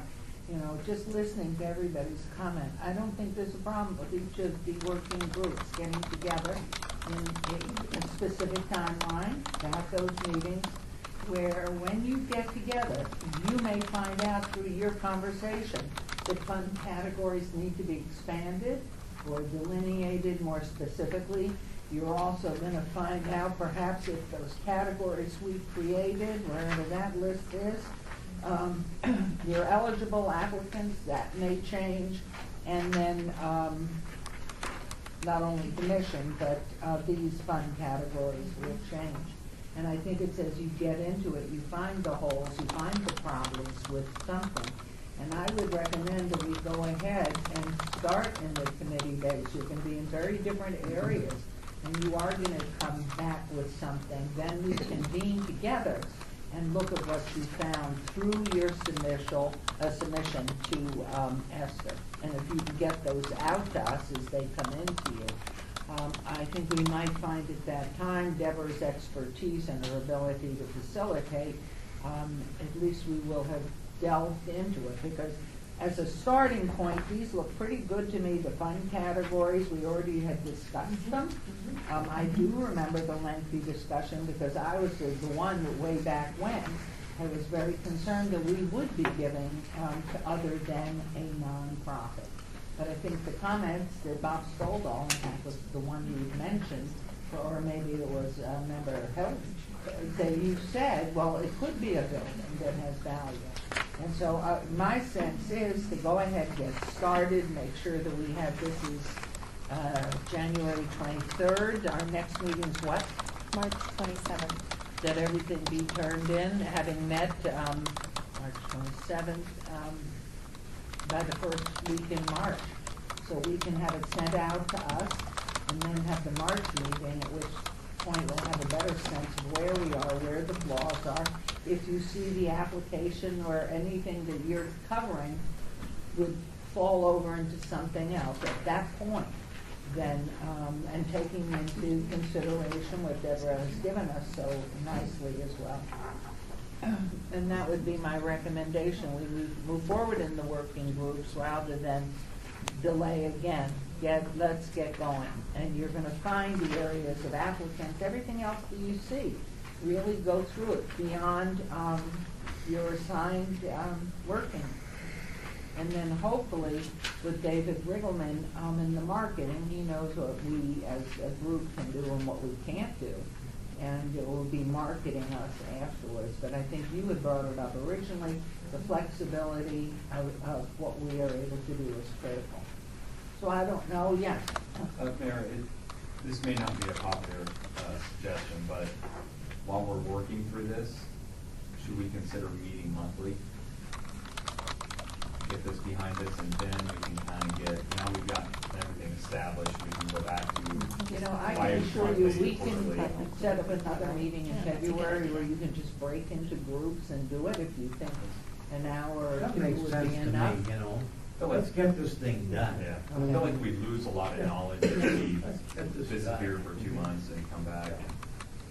Yeah, we can, I mean, and we can just have the meeting just about the strategic plan, nothing else. We won't let anything else on the agenda. I just need to check your So calendar. let's, a February date, So we make this a special meeting, this was the Just only for agenda this. item. That's Yeah, it. yeah. I think it's a capital suggestion. The third week in February is good. My question was, Everybody enough The last time? week. Everybody's gone? Well, if you can't make that, but not everybody might be able, because that's third week of February. I don't trust this judgment. Yeah. Maybe the guru of history, why are you picking that as far as that? President's I'm Day going to Friday, the wedding the 20th. next week. Oh, but That's that her week name, you'll yeah. be there. Yeah. Okay. How's third week in February? What is today? It's Tuesday? Let me What else? see. So it would Monday. be, It's a holiday on the 20th. Hugh will For be some, out of town on the yes. 24th, yeah, I can show up. The 21st, 22nd, or 23rd might be the easiest days. What are those days?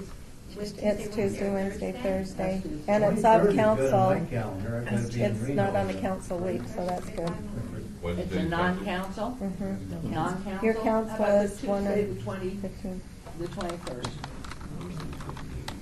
Tuesday the 21st, okay, breakfast meeting. no. Okay, so let me I won't be able to be see. there, but that's fine. We can't accommodate everybody, you know. Well, you're on a committee, of course we have to. Yeah, I know, but, you know, listen. How's the Let's not 22nd or make, 23rd? No, the no, perfect no, the enemy of no. If the we're possible. all Let's get gonna this work meeting on this, we're all gonna work. Pick a day. 23rd would work for me, yeah. Fine, how's the 23rd for everybody? Good. In the morning or afternoon? Morning. Morning with coffee works really well. How early in the morning? I don't do mornings. 9? Yeah, I can do that. But I need to check with No. the mayor's schedule, and we need to check The and make sure we're. 23rd, you'll confirm it. 23rd, at what time did this start? 3 o'clock? Yep, makes sense. Everybody Or else will earlier. meet at 3. The 23rd, we're talking. 3 in the afternoon? 3 in the afternoon. I can do that. We'll have some refreshments. Okay, then, now, now will Deborah be working with each of our groups at that time? No, I think this is just small group, working group meetings and hash through it. And at the point then it all goes back, we'll have a bigger discussion, hopefully, because you'll be able to do it in an hour and a half. And then you'll report to everybody. And then we'll see where we are, and then So hooray, that- here comes Deborah again. So that's, is that Basically, Thursday? we moved along. So So the she- 23rd at 3 o'clock. Okay. Yeah, I'm here, I'm gonna be here. Question. If I may. Yeah, I'm cool with that date and time. We had two plans under the tab here at the same time. We had, I guess it's, in the back, we have Deborah's plan, it's called the draft. I don't know if this is final or considered a draft as well. Was this a polishing of Deborah's work? If you I'm just. sorry, Deborah, Esther? was she polishing your work or? We had No, two- no, what- Councilman, what do we have here? I created my own plan just based off of our strategic planning session. At the same time, Deborah had also submitted a plan, and so that was conversation today. We've got 2 documents right now that we can move forward and work off of. My question was, do we move forward with? Because Deborah was very specific on the things about how to increase sales and Yeah. sustainability. 4 points there, putting me in charge of responsible. It's fine, I don't mind being responsible. Only because you brought it up. Seems right. Yeah, well, you know, those who talk about this, signs right with me. But Yeah, again, here- keep in mind, the marketing is the next step after we get the horses all lined up in the Well, this is part of marketing, and I think that's where it should be. It wasn't mentioned in the other report. Big meeting. I heard distillation, but it's definitely the marketing. You can't have anything to give away if you don't have money to get it. So, So, all right, the 23rd, 3 o'clock, working group. And I And think then we'll come back and going and see where that goes and move from there. And Esther, are we okay? Yeah, we will. I just sent an email to your office and to the clerk's office to see if that time works for everybody. If it does, then I'll send out a meeting notice, and it will be just one agenda item for the strategic planning session. And in the meantime, between now and next month, because everybody has so much time, we can still start having the working group meetings if you want to do that. But So that they we could work here, and then they could work at 3 o'clock on the 23rd and get it done in small groups, or before if they choose. Yeah, I would say, so for the record, two things. One is, maybe there's two items on the agenda. One is to clean up the strategic plan as we know now, to clarify some of the opportunities for improvement. Get that sort of agreed upon. And the second thing is the working groups. And I think we really need to start working now. So it's not just all of a sudden where do we start? We've already got things rocking and rolling. We come in, we finalize them face to face. Okay, so on this, do we need a motion or what? Do Just we need? direction. So it's, Yeah, just direction to. so what you're asking for is for the committees to get started sooner than the 23rd of February. You've got these three things on the agenda.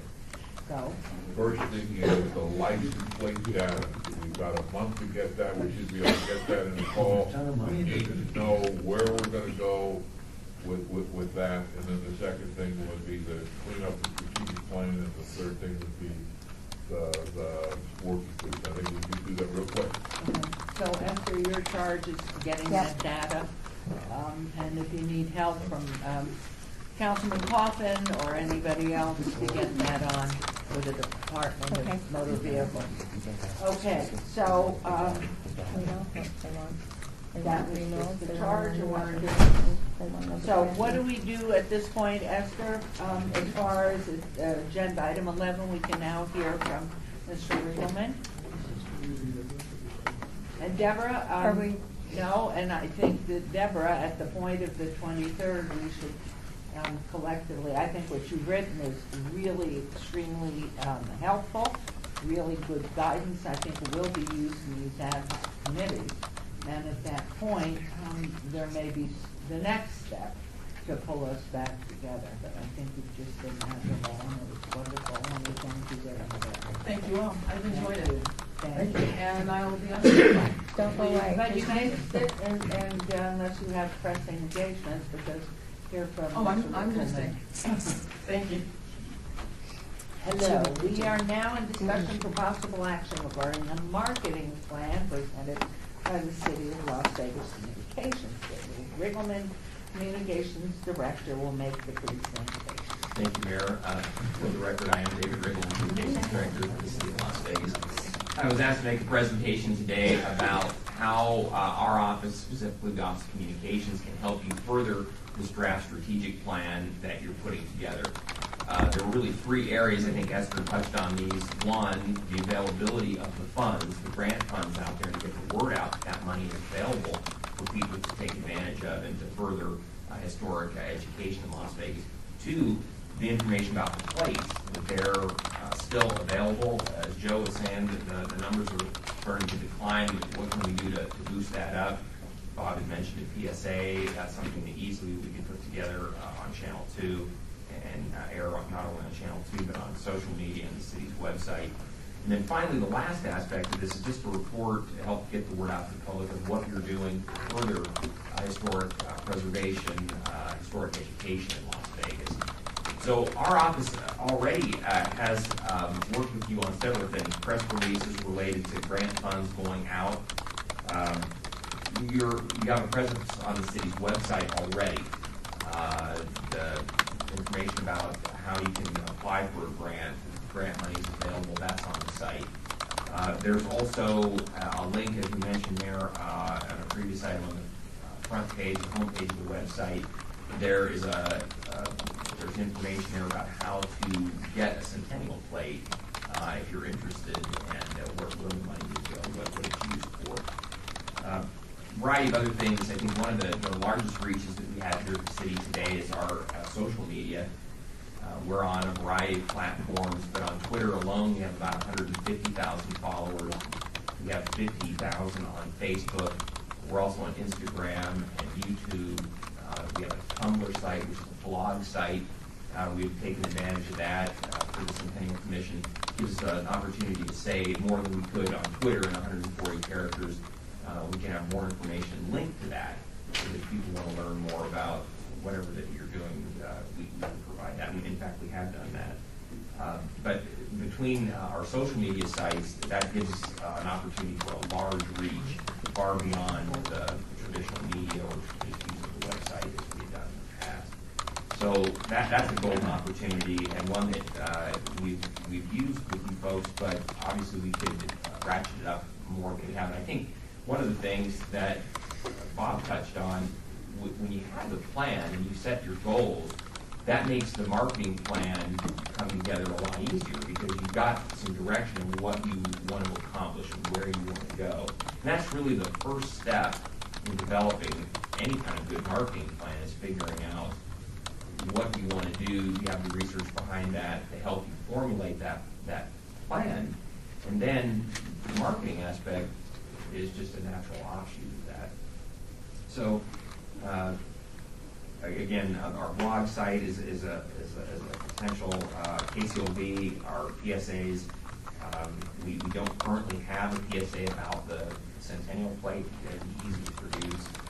In fact, we've got a PSA that's running about when you buy a specialty plate in Nevada, it goes to help a special cause, but we don't specifically talk about Centennial. This was produced several years ago, but it'd be easy to modify that or to change it altogether and create a Question, any thought, and you probably have looked at it in other venues, but any thought of going right to the automobile dealerships with some marketing campaign? Maybe we can work with DMV that if you buy during this time, you can get a discount or something. I don't know whether it's Findlay or Cashman or whoever the dealers are today, but maybe at the right time that we would go ahead and market what. There is an association with New car dealers, and they have elected officers. I don't know who it is, but that would be a. So that would be a good place. Not a bad thought, yeah. When somebody buys a new car, it's like they get some information about the Centennial plate, yeah. Right. So just another thought. So, Mayor, some other ideas, and this would be totally up to your commission members, but I think one of the things that would help is, from my own perspective, is if you gave yourself a little bit of a higher profile in the community. A lot of experts sitting around this table when it comes to the history of Las Vegas, and people I know would love to hear from all of you about what your perspective would be. So maybe on a periodic basis, we do a speaker series, maybe the Fifth Street School.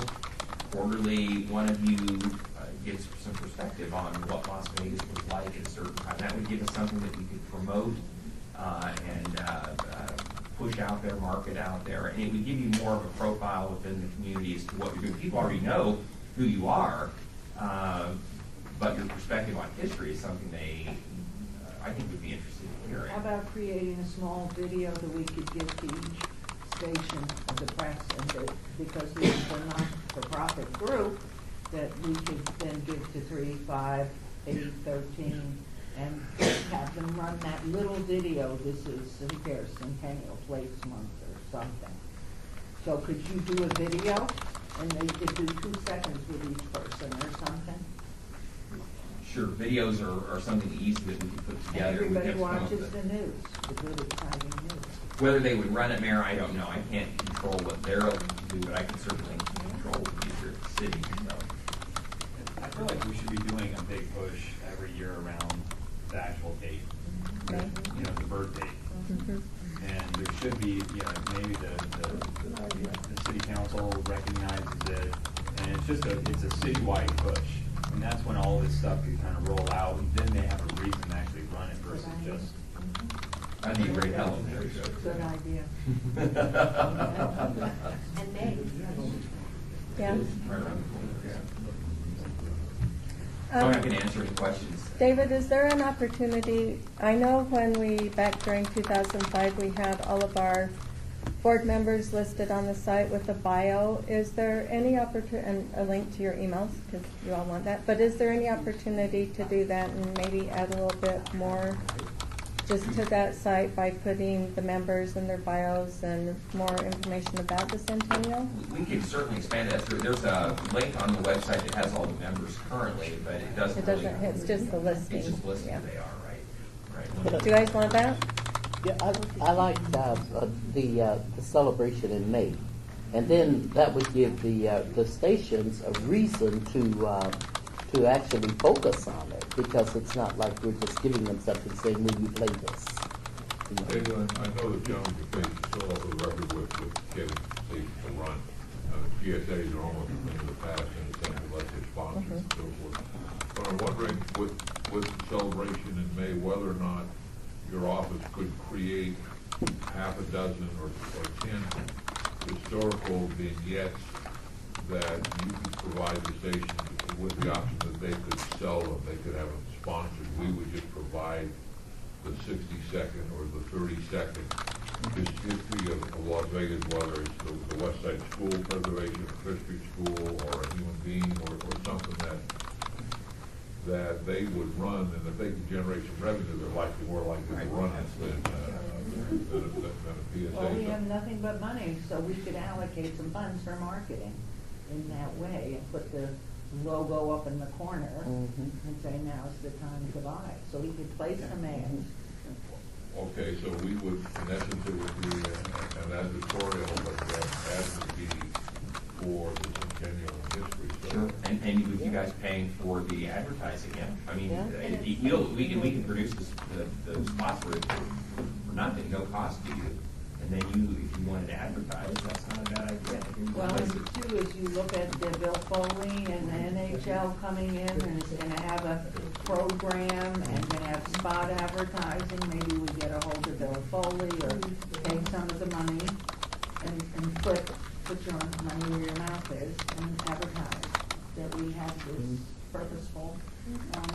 Well, I know it's May, but that's right around the corner. It's quick. And so what would be the next, is that something your office could contact the TV stations and see what they would charge you for this sort of thing? Or? Well, I think what we do, Bob, is we use a media buyer to do that. One person to take care of all that, and we'd probably get a better deal going through that person than we would if we went out by ourselves and tried to negotiate,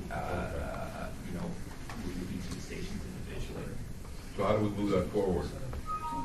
So, Esther Ranky, I work with an agency for Eldorado to promote so I can just see if they can add that into my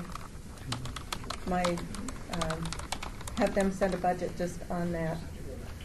Because they're already working on something for May and everything is, yeah. For February. Yeah. So we got 5 items on the agenda. And do we have, is Councilman Coffin on the marketing committee? Who's on the marketing committee? I wasn't on it, but I'll be happy to join up. It was Alan, Who's on it? Alan and Mr. Solo. Okay. With communications. Councilman Coffin. Yeah, well, I'll just be a utility player here. This person who talks a lot. Okay, well, that sounds like because I think. So you're going to be able to work with Esther in the fact that your office would be able to produce either a 30 or a 45-second. We just need to find out what the agencies would charge us or what the TV stations would charge us. If the 60 is too much, then maybe we reduce it to a 30. I think a 30 would be good, Bob. Yeah. And then you place it, we'll have a little more flexibility And where we to can place film it. it here. I mean, you've got the space Sure, studio sure. now. So we'll- Absolutely, Mary. And to me, a very recognizable face is yours. That's why he said no cost.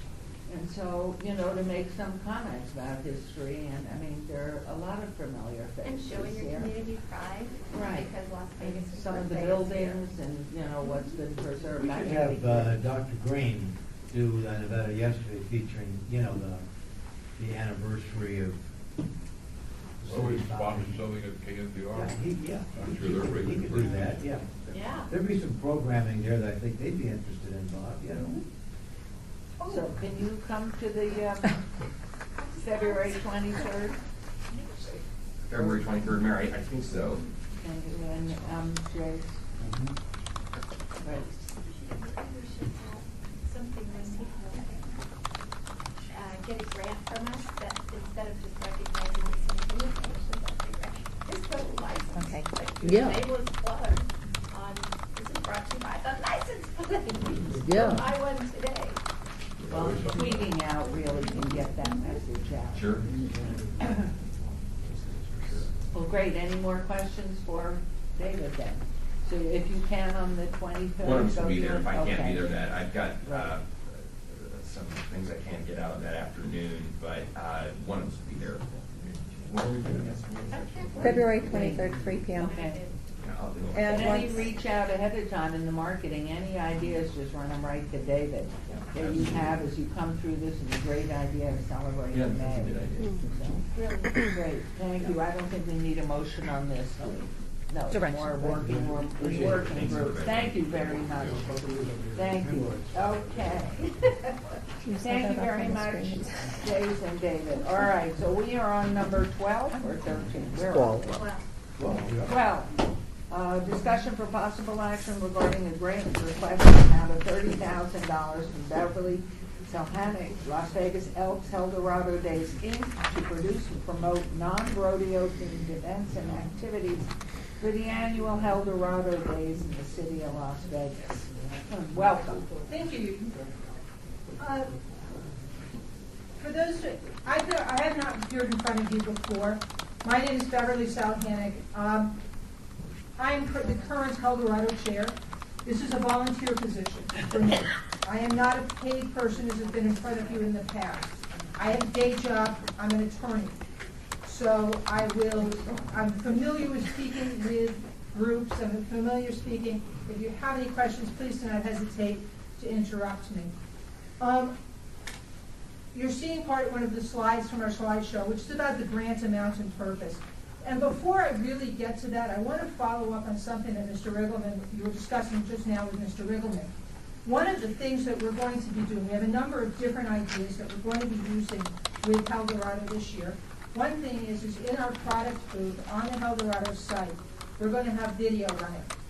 And we're going to be running video constantly of things like past rodeos, past stills from the 1930s, 40s, 50s, whatever photographs we can find.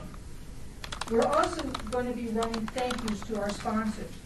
And frankly, I have no objection to putting something in there that says, Eldorado brought to you in part by the Centennial Commission license plate. So please keep that. I'm blatantly plugging, and I'm willing to blatantly plug, and I blatantly agree with the proposal that's just in front of you. But as you can see, that we are requesting a grant of $30,000 to provide financial support to market the non-rodeo events. We recognize, and before I go further, I want to thank the Eldorado people who are here today and the two people from PBR who were here today. But frankly, Eldorado's at crossroads. Eldorado can go one of two ways. If PBR succeeds, fabulous. Eldorado can succeed and can work and can continue to grow with the assistance of PBR. The challenge is if PBR does not succeed, and we have to be prepared for that contingency. So what we're looking at is building our non-rodeo events so that we can use those to bring Eldorado back into a position where it is self-sufficient and back into a position where it is the model of community engagement.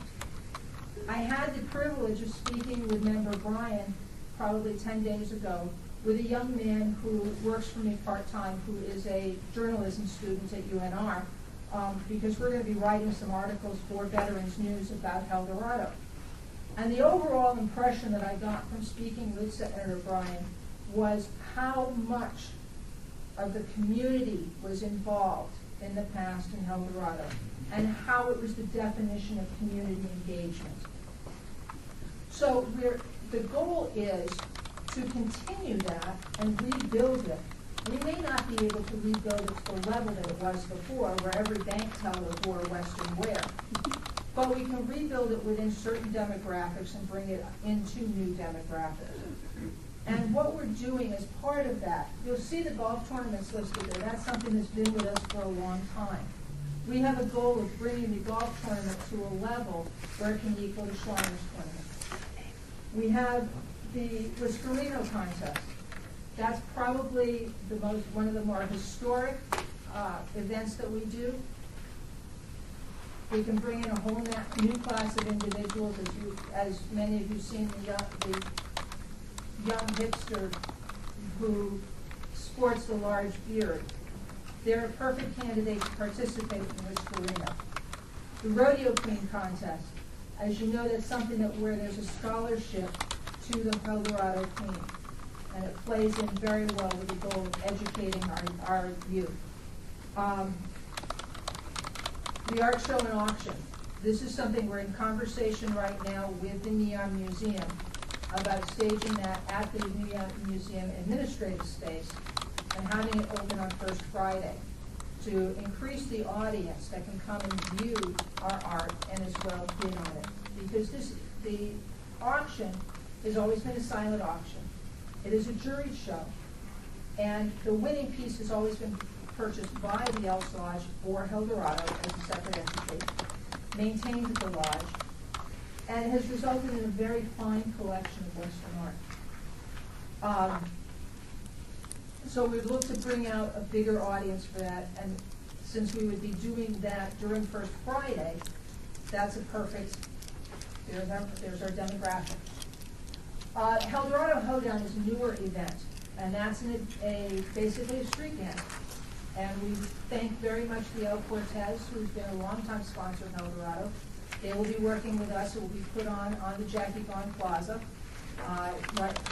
and bring in a band. And it's basically a place for people to come down and have fun.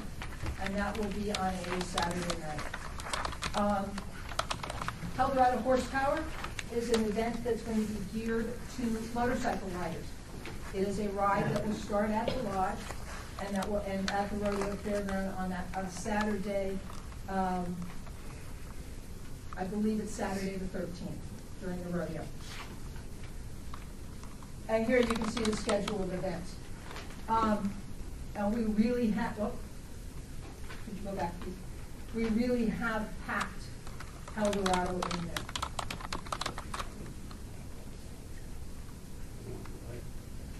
Yeah. There are some events that are on there that are also worth discussing. One of the things that's on there is Farm Days. If you're not familiar with Farm Days, that's an event where school children are bussed in and they can see cows, horses. So the children who may not realize that corn doesn't come in a can, here's where it comes from, and provides them an educational opportunity. And you see, we've also noted the kickoff. My understanding is that you have set a time for the kickoff. I received an email on that today. But we are also looking at an event with Fremont Street Experience. We'll be meeting with them on Friday. We're looking at an event at the Mod Museum. We can go to the next two. These are two new events. El Dorado at the Cinema, showing the classic Roy Rogers movie, El Dorado, down at the brand new Eclipse Theater. And then again, El Dorado at the Mob Museum. So we're looking at these events as a way of engaging a new group within the community, working with the downtown vendors and the downtown notables to increase the membership and visibility of El Dorado, and to hopefully play on the resurgence of downtown, so that what benefits El Dorado will also benefit downtown and the city and the historic nature of all of these events.